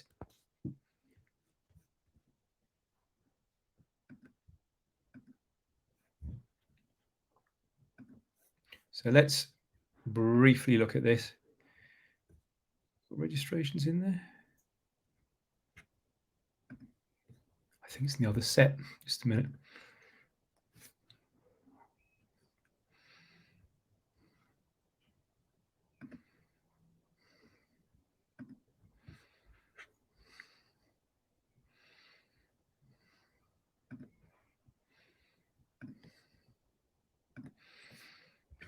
So my building, which is actually farm one, not store one,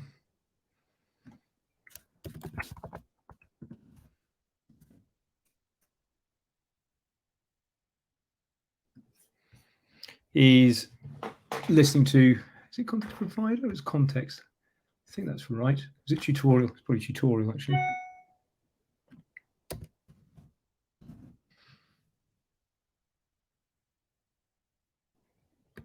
You can see I've now created this. So I check my registration. It's just saying, give me this registration for type building. And it's fine. That building 1 has got the value. If I read from, I think it's farm 1, not store 1.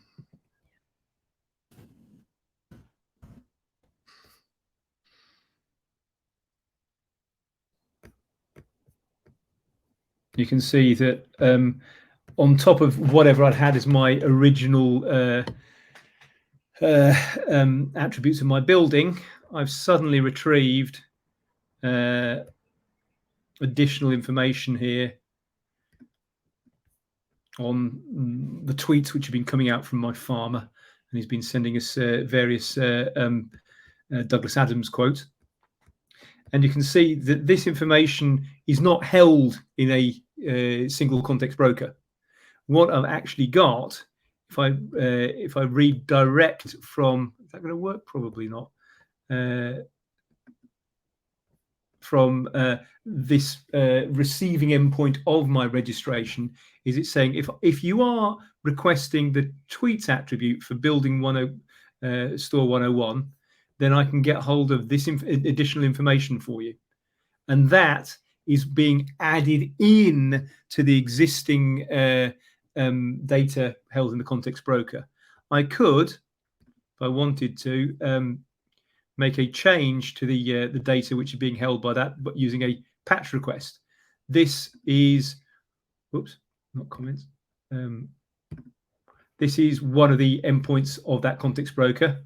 So I'll just change the, and it could be a context broker, or it could be something pretending to be a context broker, something which is just offering the patch endpoint. So if I change the quotes to spaces big, and then still retrieve from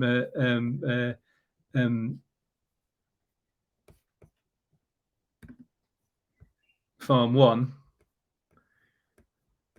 second time that the context broker is requesting, it's got the new values of coming in from that additional attribute. This is obviously how we get a holistic viewpoint of the context.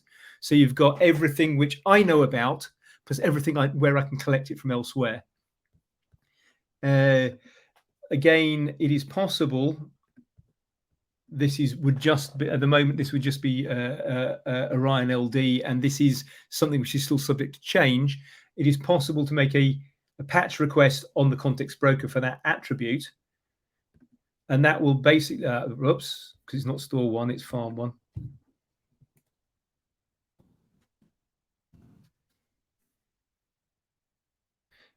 Which would obviously give you a 204 no content. Yes, we've done a success, which would actually forward the request to the receiving endpoint, because it says, I can't deal with this, but I know someone who can. So if I now read back from store 1, you get the final set of quotes. So you can see that a registration is retrieving the additional information from elsewhere. And that concludes my very, very quick basic operations for NGSI-LD.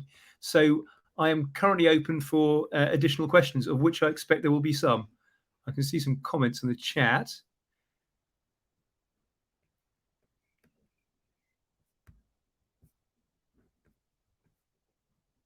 Looking towards the bottom, will the presentation be available to watch after the event's completion? Yes, it will be placed onto the FIWARE YouTube. Anything else which I haven't answered? So that was Json LD and NGSI-LD. So any further questions? Either go in the chat or hit your reactions buttons. Or get ready for trying to understand what smart data models have got to do with this, which will be my colleague Alberto.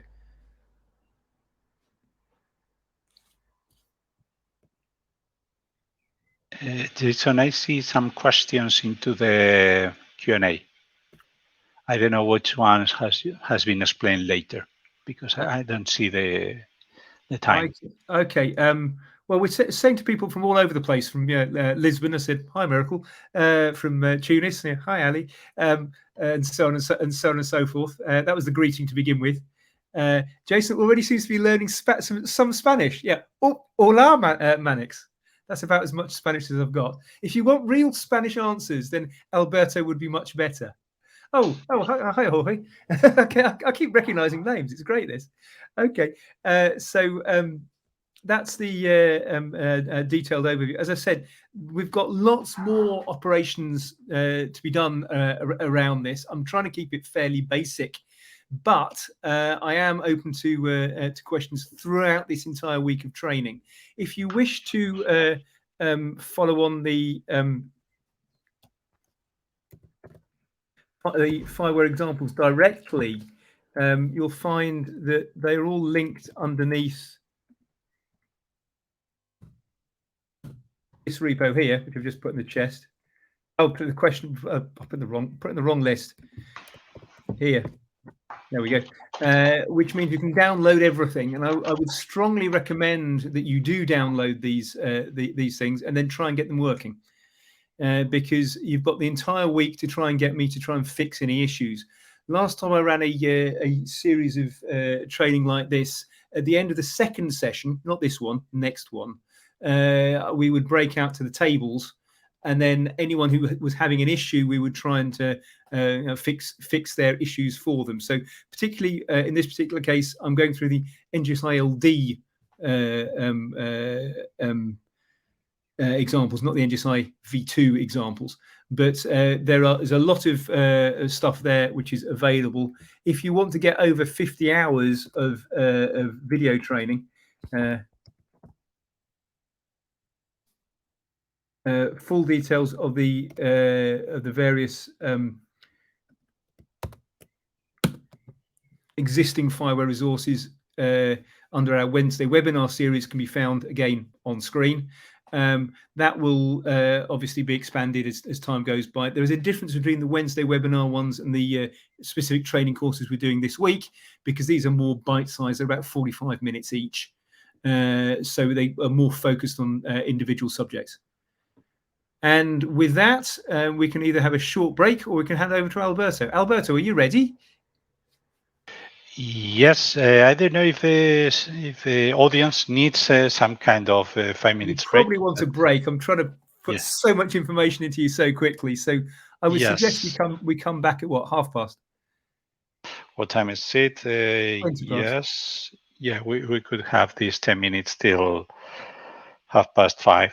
Yes. I'm going to have a glass of water because it is rather warm here in Berlin, and see you in 5-10 minutes. Okay. See you. And if you want to make any question, maybe we'll answer through the chat. Okay.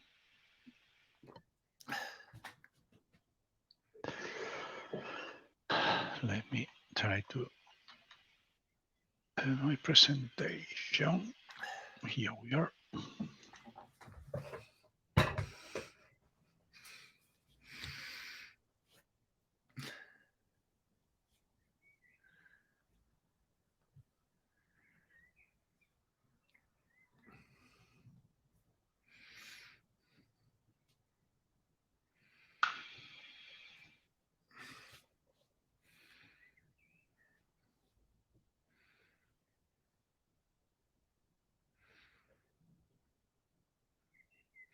Andre, do you want to close this session and open it in 5 minutes? But be aware that I can press pause and then resume when everybody comes back. That probably makes sense. Okay, pause. Okay. 7.6, launching the rocket.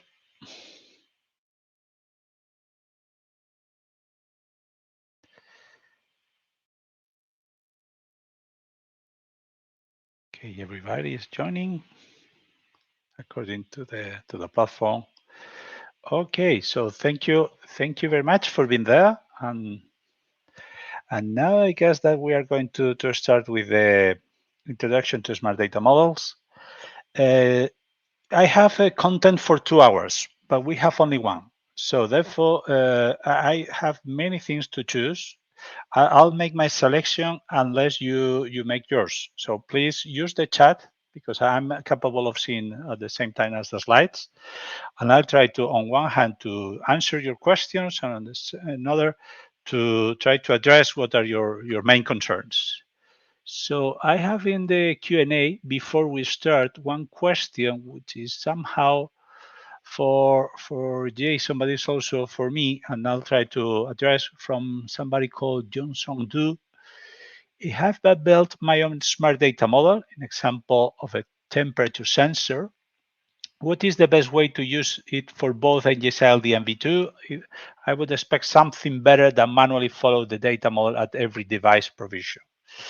I'm not understanding quite well, but one thing that I can tell you in advance is that all data models in the Smart Data Models program are compatible with both versions. So we remove everything which is specific for one of the versions. Of course, you can use it, yeah, but it's not, let's say, in the official data model. So, okay, let's start with the presentation. So my name is Alberto Abella. I work for the FIWARE Foundation, and I'm the responsible for the Smart Data Models program.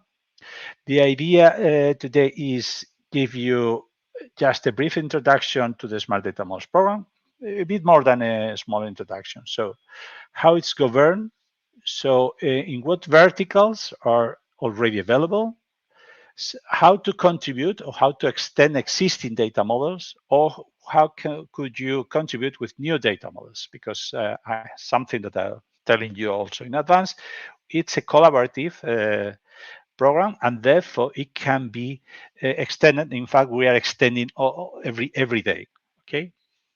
And after the session, my goal is that you will be able to implement a service using a smart data model, or maybe even better, you can profit from the already existing data models and you can save time and be more consistent with in your developments.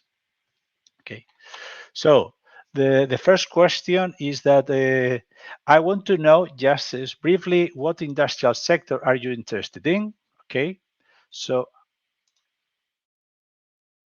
and I'd like to see in the chat, so what industry or what domain are you more interested in? Either imagine logistics, robotics, water, smart cities, and so on. Please use the chat and comment what sector is more interesting for you. I'll be browsing, okay.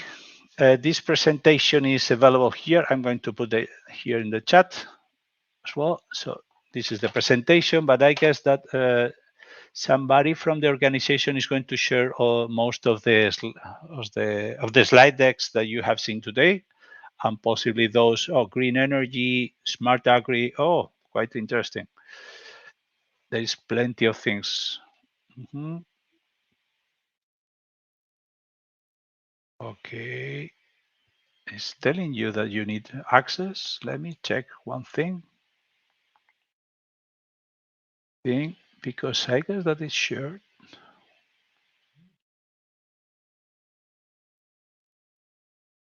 Yeah. One moment. Give me one moment, because I thought that, oh yeah, I was wrong here. You can access the document right now. Sorry, I don't know what kind of permission I give it. Yeah, pure. That's right. Okay, so smart city, digital twins, somebody else. You are many people. Please use the chat in order to know that you are alive. Okay. Utilities in general, telcos, yes. The link, I guess that this is the link. You are making the questions in the Q&A. Yes. Okay. And now the second thing that I need you to do is, in order to contribute to the Smart Data Models program, GitHub is the basic tool. And therefore, for those of you who are willing to contribute, please fill this document. This document is just a Google Docs, and write it down there, your GitHub user. What I'm gonna do with this GitHub user, I'm going to give you access rights to one repository that we call Incubated, and it will be useful for you when you are willing to create a new data model, which is initially the goal of this session. I guess that we won't have time enough for doing the practical exercise by yourself, but you can do it later. And of course, everything that is contributed, it will be reviewed and commented. Okay, let's move on. So please fill this document. Oh, sorry, I'm not seeing the copy link here in the chat. Yeah. Oh, yes. I said it. So please fill this document with the GitHub user. In the question 2, okay, railways, digital twins. Okay, so good to know. So do it while I'm talking. So let's go directly to the introduction and the governance. First thing, there are 4 organizations on the board of Smart Data Models program. This is now, but maybe by the end of the year could be others. So the first organization is IUDX, which is part of the Ministry of Home Affairs of India and is controlling the interchange of data between the cities in India. TM Forum is possibly the largest telco association in the world, telco companies association in the world. FIWARE Foundation is a non-profit organization, extensively explained by Jason. And Open and Agile Smart Cities are an association of smart cities across the world, mostly focused in Europe, but also in some other continents. So what is the Smart Data Models program? The first thing is a community. So we provide detailed data models available for open use in many sectors. So we are not exclusively of one sector, smart cities, water, robotics, and so on. We are covering all of them because we see increasingly that the projects are multi-domain. I've been working in energy projects, and in energy you have to take into account the weather, the environmental footprint, of course, the energy and the buildings and so on. Or the same way in some others in water. In water you have also the environmental impact, the water management, the water consumption, the weather forecast, and this kind of thing. So it's no longer possible to use a repository with just one sector. So the other thing is that we do not create any data model. So Smart Data Models, the organization is not creating anything. So we are not creating anything, nothing. Everything is coming here from actual use cases. And on the contrary to some other initiatives or to many ontologies that they have created on the desk and that they are trying to make the world work with this. So we are on the other way around. So we see one use case which is actually working, and if it's actually working, then we take the attributes and make them, if required, more general to be useful for others, but only once we have this something working. Of course, we check for some consistency and coherence between the different data models. So we try to make that the same attribute defined in a data model. If we are defining a temperature in a data model and we have another data model who has a temperature, and in one is a number, in the other will be a number as well. So the connection between the attributes will be simple, and you don't have to make any kind of conversion. The method is to create an agile standardization. On the contrary to the regular standardization bodies, we don't have a very clear consensus procedure, which saves us 90% or even more of the time. But our surprise is that there are few discussions regarding the data models. We really expect something different because we were expecting, people try to implement things differently. But the experience shows that once you have something working, it's quite difficult to argue, this is not right. Yeah, it's not right, but it's working.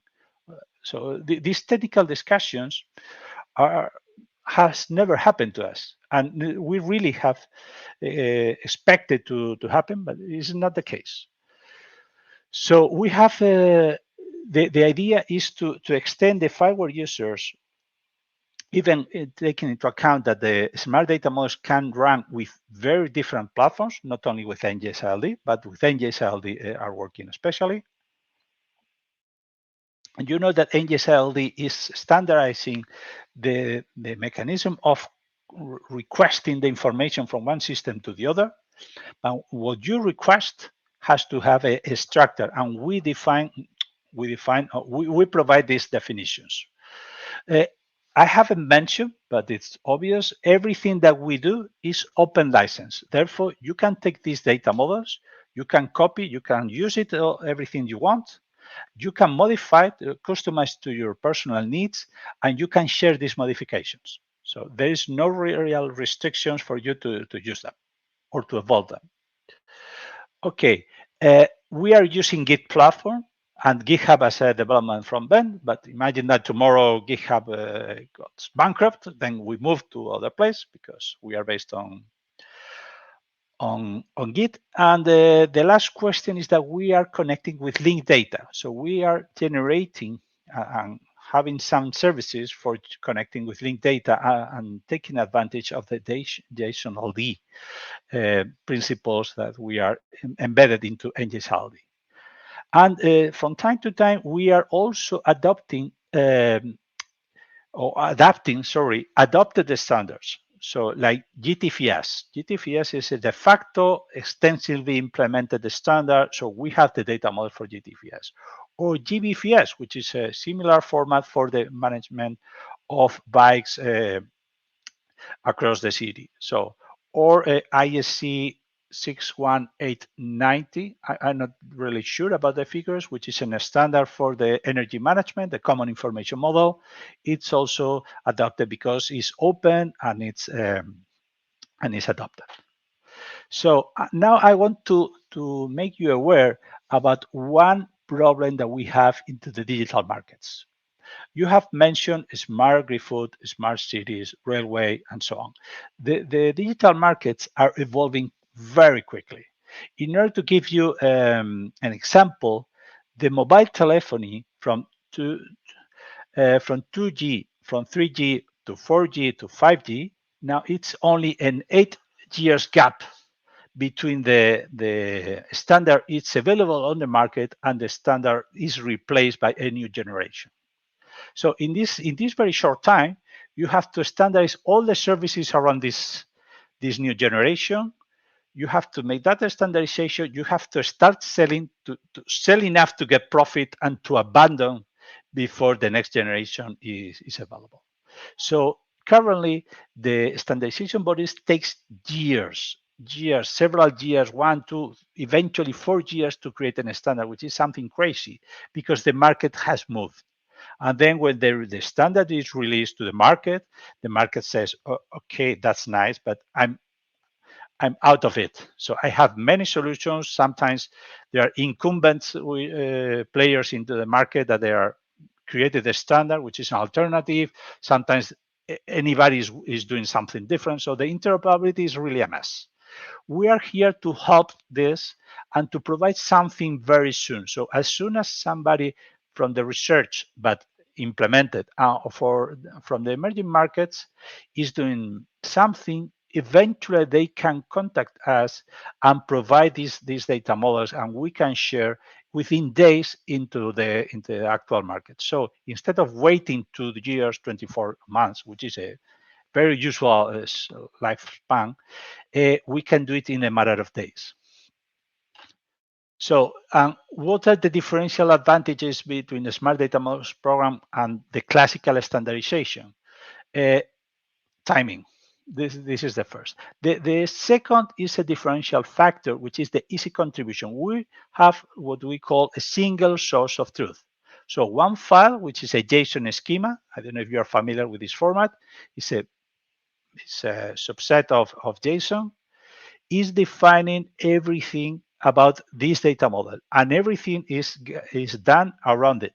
Okay, it's based on actual experience. This is another differential factor because I'm fed of many standardizations which are created and nobody is adopting. So unless somebody is adopting in all of our use cases, we create a specification, so something that can be read by not a technical person in 6 languages, thanks to an automatic translation facility. And we have these data models we change in one domain, and if the other domains are linked to it, it's changed automatically in all of them. Okay, we have only one change. So why? What are the advantages? Don't reinvent the wheel. So take the advantage of the experience of other FIWARE users or other users, generally speaking. So we have exceeded 18,000 attributes in the database. All of them are searchable through the main site, which is smartdatamodels.org. I'll paste into the chat soon. The specifications are available right now in 6 languages: English, French, German, Spanish, Italian, and Japanese. And let me insist, it's generated automatically. So there is no time between the data model is modified and we run a script, and maybe in 20 minutes it's available and everything is updated. We include also examples, real payloads about which are compliant with this data model. Okay. And we do not impose any restriction on using additional attributes. Imagine that you need a special attributes because it's particular of your system. It's no problem doing that. And of course, nobody is imposing you to use all the attributes defined in every data model. So you use the part that is convenient for you, and you can reject the rest. So what is the structure? To be honest, what is the content of what I call a data model? So initially, it's just the definition of a set of attributes, their definitions, and their data types. So we can define this is a temperature. It's called temperature. Imagine the air temperature of an area, and it's a number. And we have this for all the attributes into the different data models that define a digital twin. Because these entities that we are defining with these groups of attributes are defining what is called the representation, the digital representation of a real entity, either a physical entity or logical entity. And what we provide is just this technical description in Json schema, a documented description in Markdown, and some examples. All this. What is not a smart data model? It's not an ontology. We are not here for creating knowledge. Just we are compiling experiences and make it available for anybody or any system. We are not creating here standards. And of course, we are not an academic exercise. I'm an academic as well. I'm researcher on data reusability, but this is quite far from anything that is just an idea will not have the opportunity here. So this is a kind of the structure. There is an umbrella repository in which we have some general documentation. We have some domains, 12 domains right now, could be many others in the coming future. And we have subjects. See, these subjects are containing different directories, and in every directory we have the data model. So, and these subjects, currently there are 56, if I'm not wrong, are connected to one or several domains. So an example, weather is rather popular and is connected with the smart cities, with the smart agri-food, with the smart destinations, and many others. And there are two specific repositories, especially for you, is the Incubated. The Incubated is a repository where people is working, creating brand new data models. There are 2 main sites. Let me copy and paste here into the chat. Copy here. This is the main site, smartdatamodels.org. Okay, we'll be visiting in a moment. It takes a while since I post, and I see here. Yes, exactly. And this is the GitHub repository. In fact, whenever I want to look for a data model, I go to the main site, because we have a search facility which is more comprehensive than the search abilities that you have in GitHub. So I'll show you. The repositories are oriented to developers. Okay, the contribution here is by pull request. You can raise issues on the data models. We'll visit in a quick demo. And the main site in smartdatamodels.org is basically oriented to users. There are news and updates. You can subscribe to the updates, so you don't have to visit the site. And of course, you can check if your data model is properly documented. You can check, look for descriptions and so on. Let me do just a quick visit here. Here we are. I guess that you're seeing my main screen. So very important, we'll review here tools. In tools, you have many things, but possibly one of the main things is the list of data models. You have the channels for support. You have the documentation. The learning zone is very important. And you have this button, which is the search. Let me click a bit. Imagine some of them were interested in agri-food. Let me look for any data model which has in the description humidity. Okay, humidity. Okay. We click here and we are searching in this 18,000, and this is the additional info in the data model agri-food, in the data model, sorry, in the subject agri-food and compartment. If we click here, then we go directly to the repository and GitHub. Are you capable of seeing this? Maybe it's a bit dark. I don't know if I don't remember how to change the settings. Could you confirm that you are capable of reading this in the chat, please? Yes. Okay. Okay. Thank you. It looks a bit obscure for mine. So you have here the schema.json. This schema.json is defining everything, every attribute, additional info, arrival. This is the attribute that we were found. Okay. And some humidity will be around here. Exactly. We have some embedded definitions. Okay, many attributes here. But this is only valuable for people capable of reading JSON schema, which is not most of the people. So we can go to the specifications, where the documents, you have the 6 languages. The first one is the English, and you have here the list of attributes and the description, the address, which one are required. And you have here a technical definition, okay, saying that what is the data type of every item that you have in the data model. And you have here embedded some examples compliant with this data model. Okay. And this is everything for every one of the 800 data models, more than that is available. So, and let me go here. You have many services. We'll review there later. You have one which is a data model editor. Okay, you can create your own data model, or you can generate a draft based on an example. Eventually, even an example which is in CSV. I'm going to do an example, very simple one. So I'm going to call it test. Okay, let's put here ID, type, field 1 and field 2. And here some values. Let's say 1, type test, field 1 humidity, and second one 34. So we paste something here.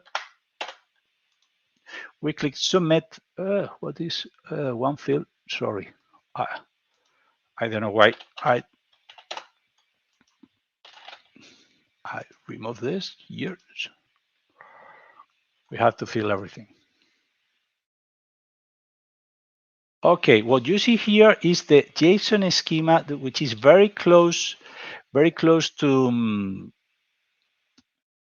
an actual data model. So we have these heading attributes, and we have included some general attributes. These references are meant to have these common attributes like ID, the name, the description, the see also, and some others. And these Embed 1 is for including a location point, and a location address.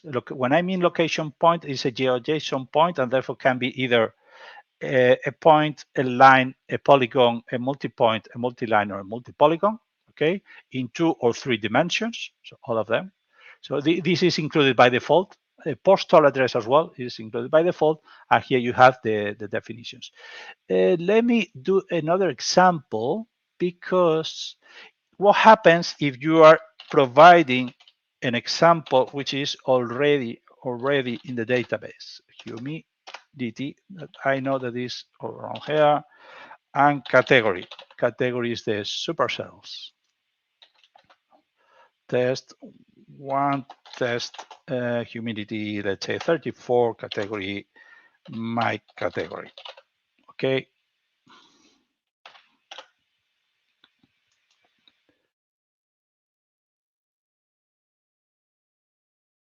Here, surprisingly, when we are including humidity, the system has detected that humidity is being used elsewhere. So in some other data models, and it's telling you this attribute is present in the data model compartment of the cited data model attribute, and with this description.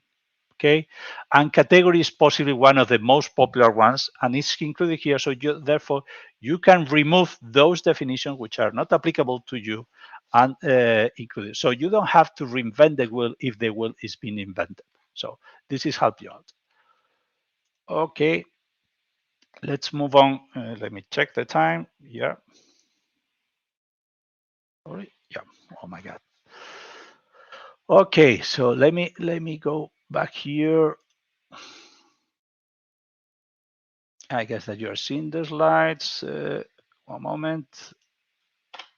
Okay, these are the current statistics. You see the smart energy now is the blockbuster, but we have also smart sensoring, which are sensors of many types. And this here you see the asterisk in the lower part.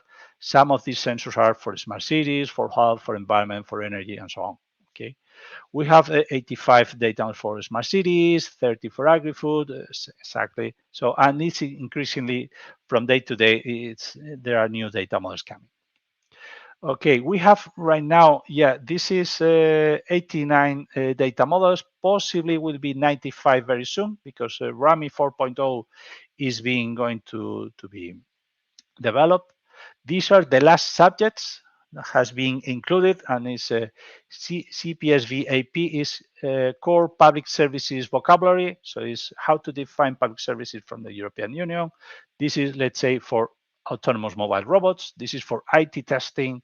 This is a standard which is StatData for the description of statistical data for open data portals. This is for Open Connectivity Foundation, which is possibly one of the largest associations for sensors makers across the world. And this is a subject for defining digital innovation hubs. And these are some of the data models which are being on the incubated stage, pending that some things will be done. Currently, these are the statistics. We have 116 active contributors belonging to 75 different organizations. We are exceeding 18,000 terms. And we, since the past year, we are start to document anybody willing not willing, using these data models. So we have more than 130. We're quite clear that we possibly triple or multiply by 10, because anytime that we are doing something, we found out new people. Just it's remarkable that the digital twins description language from Microsoft, in which you define the digital twins, is based on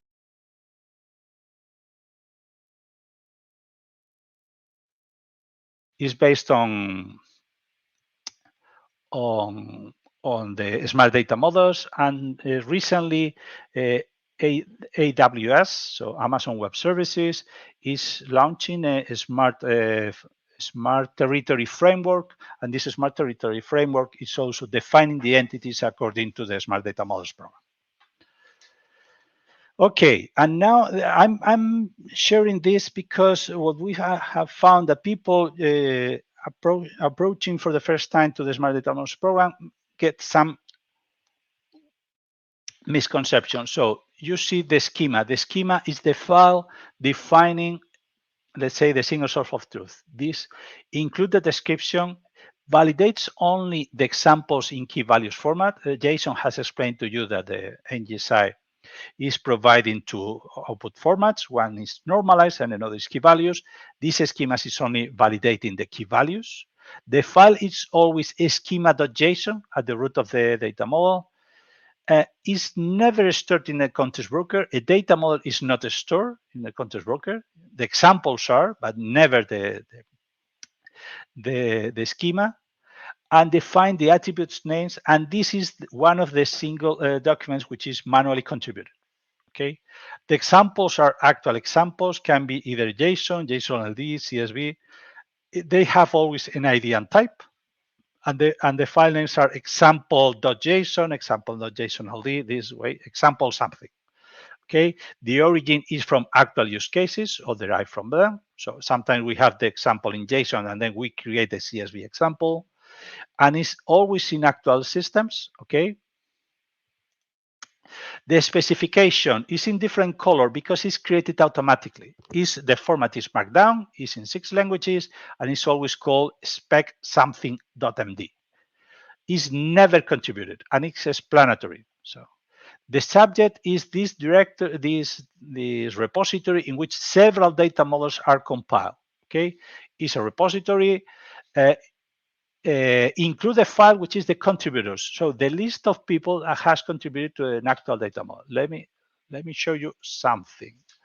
Let me go to some agri-food here. Agri-food. Let's go for the contributors. So you can see here the people that has contributed to this. All of the attributes here are optional. So if you don't want to put your email, you don't put it. If you don't put your organization, you don't have to do it. Okay, so you can see that. And also into the different data models, you have also a file which is called, this one. Yeah, veterinarian treatment. There is an adopters. In this case, you see, these two entities are the adopted of this data model. So they are sharing this information because they want to do it. So it's not mandatory, but it's strongly recommended. So, okay. Let me go back here.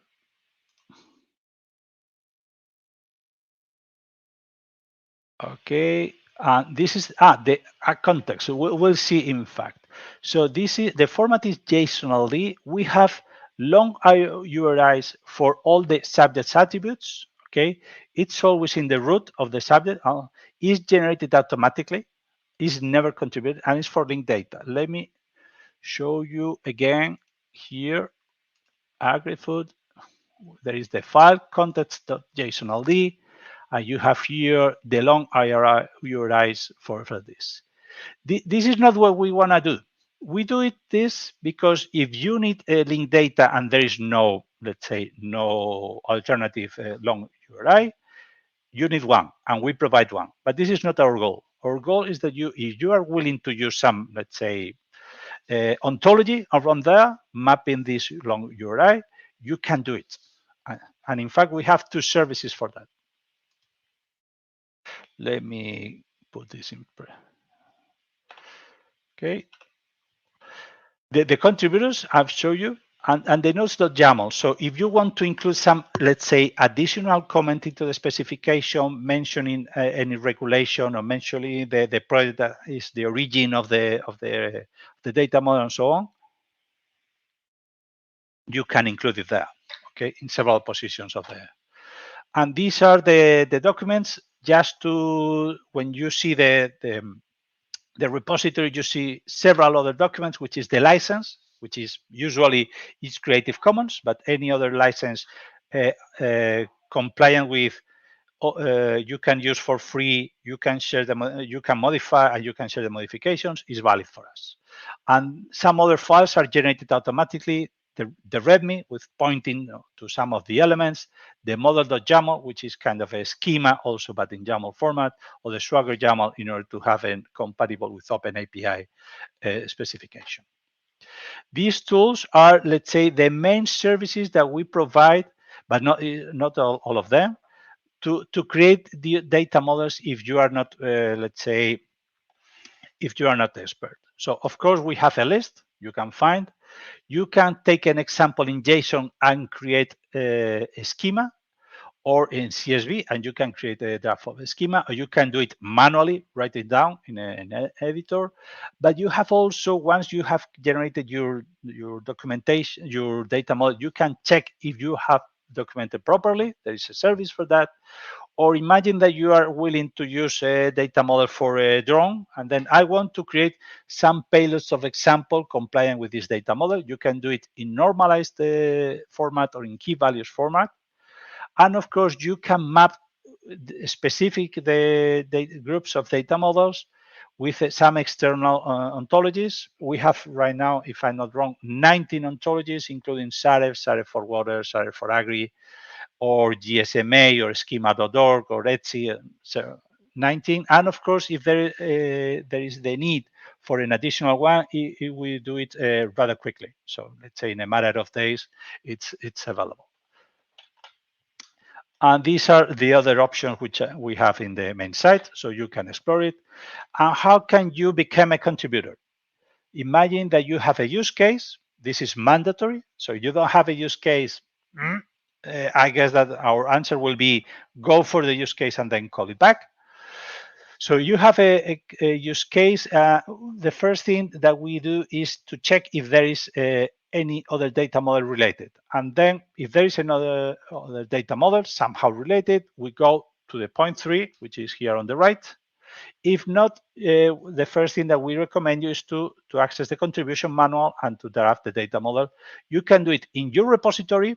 Okay, you can do it, but you can also do it in the incubated repository where most of the people is working. Why is better to do it in the incubated repository? Because we monitor constantly the incubated repository. Otherwise, if you are doing in your own repository, we are not aware that what you are doing, and we cannot provide you with some support. Once you have something ready, you can do a pull request into the incubated repository. We have a checklist for helping you out to not to lose time, and then there is a manual review of the data model. Of course, there are some services which helping you to filter some issues, but there is a manual review, and if approved, then it's published. If we are extending a data model, the idea is quite the same. You made a pull request with the changes in the schema.json, or the changes in the examples, and then once you get approved, then there's a publication process. The publication process takes 20 minutes, not more. Okay, and here's the contribution manual. Let me just review a bit. It's available here in the upper part of the main site. You can see here. Okay, is contribution manual. Yeah, here we are. So you have the same process. You have here what I've already explained. This is how it looks like. So these are the documents that are potentially contributed. Only the schema and an example is required. The others are voluntary to get filled, and the others are generated automatically. And what is the most important? So here we are pointing out some of the tools, and the only thing that may worth to be mentioned is here that in every attribute we have a clause which is description. Let me show you in one of the data models. Into the actual data models. Let's go to some, here we are. This data model, device. Oh, I don't know. Here we are. You see then in this schema, you see an attribute which is supported units, type an array. And here you have a description. This description have a specific grammar, which is described here into the contribution manual. Okay, you can include in just one string these different elements, the model, the units, the enumeration of the valid attributes, if you want to include the privacy, and eventually you could include if it's a multilingual attribute, okay? And as long as you separate by the dot and a space, we treat it differently, and we parse the description, and we populate a database that you search with all these elements that you have included into the description. Okay, you can see here an example.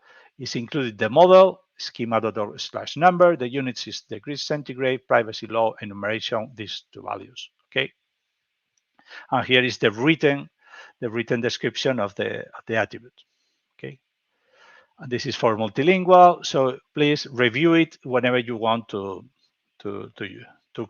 contribute with a new data model. So let's move on because we are in a hurry. Okay, here we are. So if you are going to contribute, we are expecting you to have some knowledge of NGSI v2 or NGSI-LD and what are the differences. Hopefully you have worked with a context broker, and of course a bit of a Json and Json schema is required, because although we provide many facilities and we have extensive support, okay, and we recommend a code editor. I'm in love with PyCharm. No, it's not paying to me, okay, but you can use whatever you want, and possibly there will be some other better, possibly yes, okay. So what's the idea? The idea is to generate, let's see, some services in actually working. I'm going to the main site. This is not the main site. Here we are. We are going to generate a data model compliant with a specific data model. Let's agree parcel. Okay. Hopefully this is the schema and this is the raw version. Okay. I got this URL. And then here, tools, generate a key values example. Here we are. And if everything works well, oh, we have an example here directly. And this is an actual example according to this data. Of course, the data inside is a crap because it's random. But whenever you refresh the screen, you get a new payload. So you can populate with this. Whenever you request this, you are getting new payloads compliant with this data model. In this case, in key values format, but you can do it also in normalized. The normalized payloads will be capable of getting to the actual system. Okay, so you can take this payload and insert into your system. Okay. Because we have removed some of the specific characteristics of NGSI v2 and NGSI-LD, I guess that you can use this and to insert into any context broker.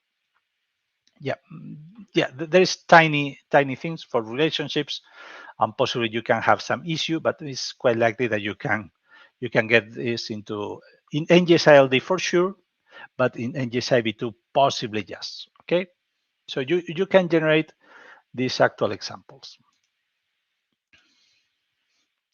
Let me check now who of you has already filled the GitHub. Okay, here we are. So what I'm gonna do is to grant you permissions here. You're not seeing here. I'm doing in a different screen. So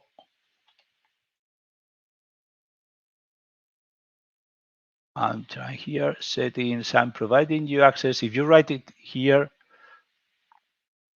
you will be able to settings. Yeah, collaborators. Yeah. Okay, add people.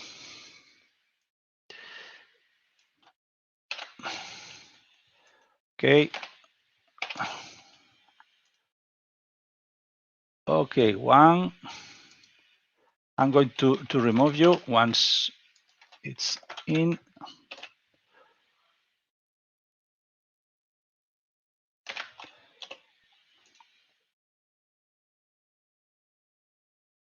Also,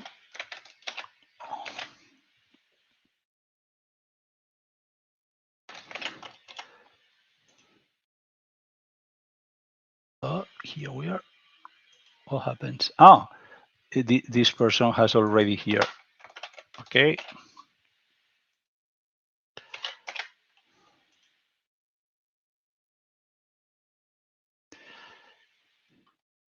Okay. Mikkel.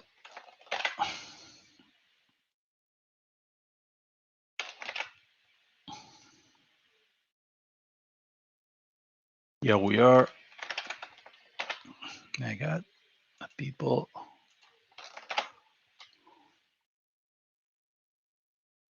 Why is not selecting? This guy already has access. Somebody is. If you have already access, please don't put your GitHub user here because, oh my God, Fabis. Yeah, this is the one. Okay. Okay. So please check that you are receiving the email for confirming, because otherwise the invitation times out and then it won't be useful for you. Okay. Pau Valle.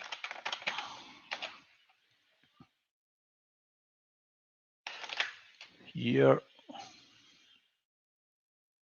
we are. Okay.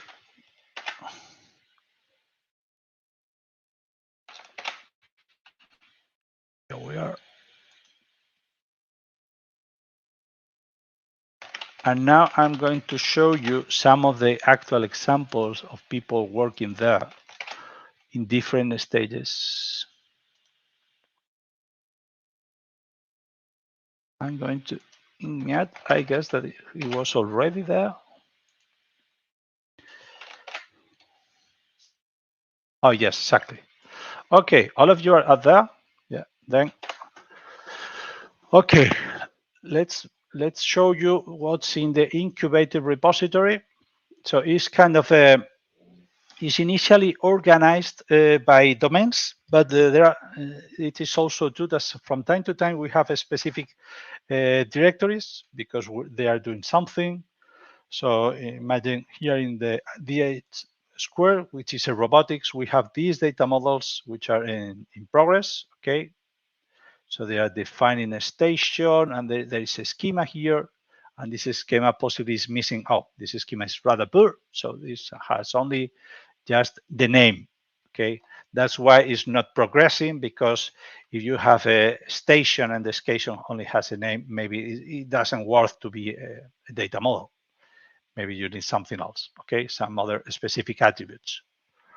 Let's see another one. Imagine regarding, I don't know, vessel here in logistics. Yeah, vessel engine operation. I don't know what's here. Schema. Oh, there is nothing contributed here. So we are expecting, but I don't know if they have any of examples. Yeah. Oh, no, it's empty. So nothing here. Or let me remember, because I'm not real. Smart manufacturing. I don't remember what's here.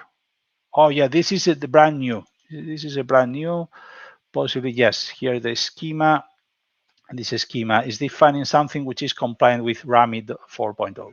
Okay. And the people is doing, if we go to a pull request, we have an open pull request. Okay, only one, which is a nice figure. We have a strong, not strong, but a long discussion because we started in March and blah, blah, blah, blah, blah. And there is something pending to be fixed before accepting this data model. And once it's accepted here, it's moved to a different repository where everything is passed in, let's say, in clean. Okay. So I guess that we are running out of time because we are only 10 minutes left. So in order to become a contributor, there is a contribution checklist. Let me show you. It's in the main site.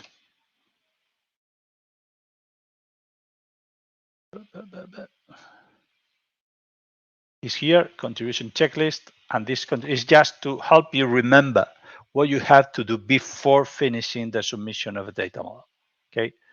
The questions are rather basic, but our experience is showing us that people is missing some details. So if you complete this contribution checklist, your data model will be accepted, let's say, straightforward and not having a long review process. Okay.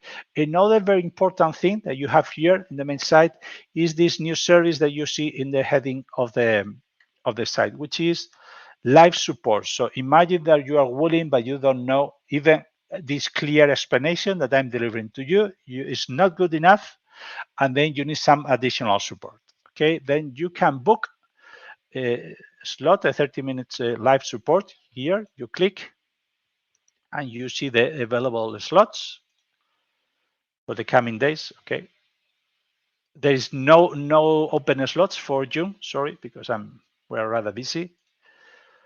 Okay. Okay, on the first, and then you can book, and once it's you confirm, and then once you send this confirmation, you receive an appointment, and in this appointment there will be a link for an open call, and it will be held in these 30 minutes, and we will speed up the process for creating a data model. So you never walk alone. Okay. Let me check one moment if there are some questions, because I haven't checked. Yeah, they're in the chat. Alberto, how can I access the document? This one. Yeah, at the very beginning, there was an issue with the permissions, but I guess that the presentation, these slides, are already available. I'm checking what is the last comment. Oh, yes, okay. What else do we have to become a contributor? Yeah. Oh, sorry. I have an exercise, but there is no time for this exercise. So I'm going to jump to the next question. But it's worth to have this, because the actual example is how to access the data source, how to open the editor. I'm going to open the online editor because it's rather straightforward. So here we are in the main site. We have a section which is tools. This is the data model editor. This is for people who is not expert at Json schema, okay, but they are willing to create a data model from scratch. So if you have to copy this text, as is mentioned here, you copy this text. This text is containing an example of every possible data type. Then we paste here in the model definition, and you have on the right basically the JSON schema documented. If you are willing, imagine that we don't like this field 1 XXX, then we can go here and change. This is my field. Okay, and here we have, and imagine that we don't want to be a percentage, which is a minimum 0, maximum 1. We want, let's say, to be a string. Then we can copy this text. Okay, here we are. Sorry, here we are. Copy. Here, I'm going to replace it because I don't want this to be like this. We paste it. And instead of field 2x, we say my field. And here we are. We have this defined that this is a string. Of course, we can, this is my definition according to what is actually this attribute.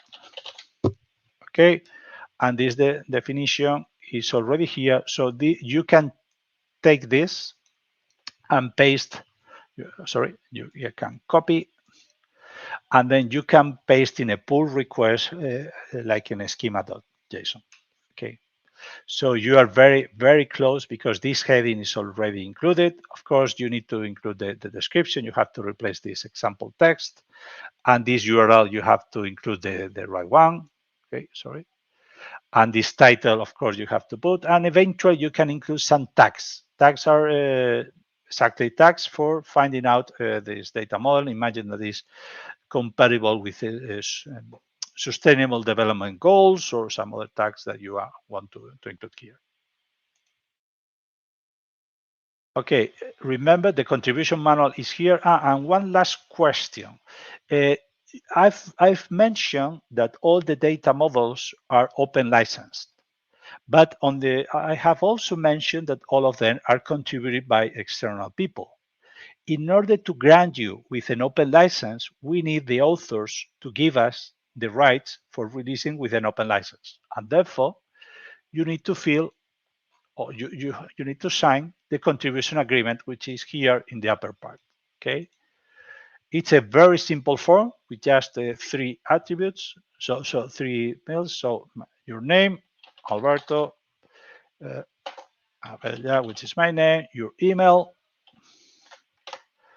your GitHub user, Alberto. And you can sign as an individual or as an organization. If you click as an organization, you can write it down here. You can include any comments, and if you click here and click here, then you are granting us the permissions for releasing all these data model, this contribution with an open license.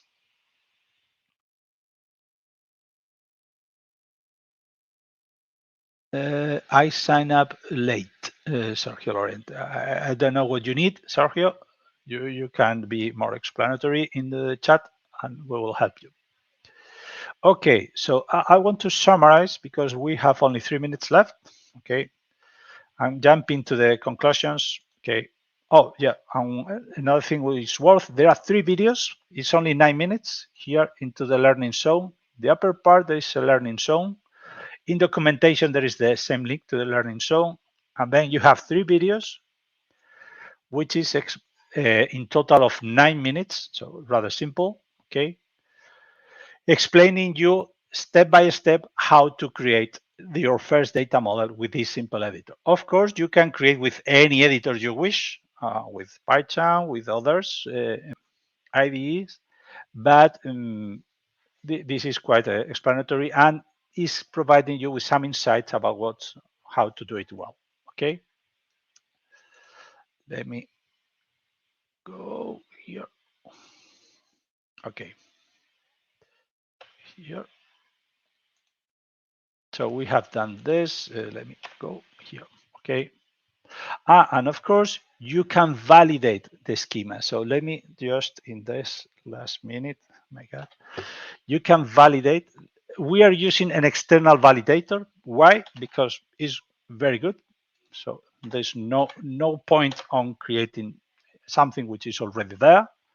So, and this is an actual use case. This is a schema coming from schema.json, and this is an example coming from example.json. We can do it with one margin. Try to do it quick. This schema, copying. Oh my God, how many mandatory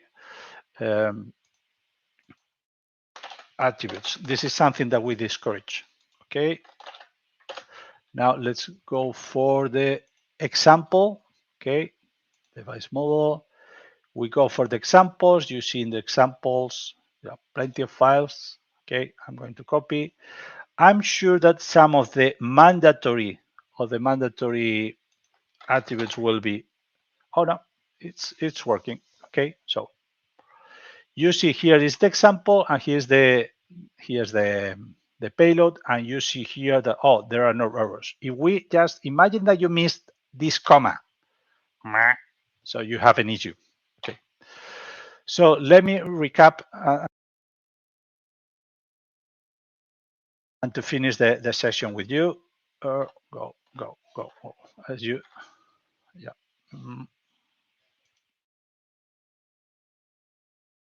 So what's the goal of the data models? Save you time and help you to be more interoperable. Okay, So you don't have to reinvent the wheel. The wheel is already invented there, and you can based on actual experience. You can contribute, okay, as long as you have a use case, and of course you have to find out the description of the different attributes. Okay, we have an extensive set of tools for finding what you need to use. Okay, it's much better not to reinvent the wheel. And in the edition tools, we have several services for helping you to find out what is being already out there. You can reuse attributes from one data models to others, and in fact, is encouraged. Okay, and the differential advantages of this agile standardization is that we provide a quick answer. Okay, we do not invent. We are not here for creating data models, so we don't have the resources and we don't have the will to do it. Okay, I would like to have access to the smart data models GitHub.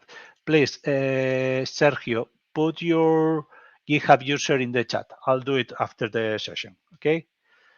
It's very easy to contribute, and there is one single source of truth, which is a differential factor, which allows us to republish everything, every documentation in less than 20 minutes.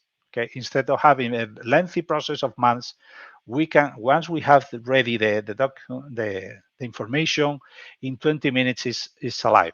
Okay. And the last thing that I want to mention is that it's very simple and useful than technically correct. There are some people which criticize us, oh, from the point of view of the semantic ontologies, this is not right. Okay, possibly this is not right, but it's working. Okay, and we prioritize that something is working and is providing actual solutions than being, let's say, technically expert or technically brilliant. Okay. And I don't have anything else because we are exceeding 2 minutes from the expected time. If you have any questions, please do it into the chat. Yeah. I'm taking the Sergio's GitHub repository, copy. Okay. Any questions that you want to?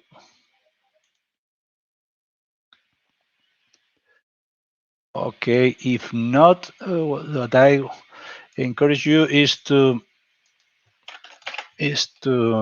try and to book a session you are willing to have. But remember, we only accept data models which are based on actual use case, and therefore, if you are going to join an example I for trust and create experiments, once you have implemented, one of the requirements is to document your data models, either if they are brand new or they are extending existing ones, or they are just reusing something which is already available. And I want to thank you also my colleague Jason Fox and Andrew for organizing the webinar. Feel free to contact me through this service that I've mentioned to you, and see you soon.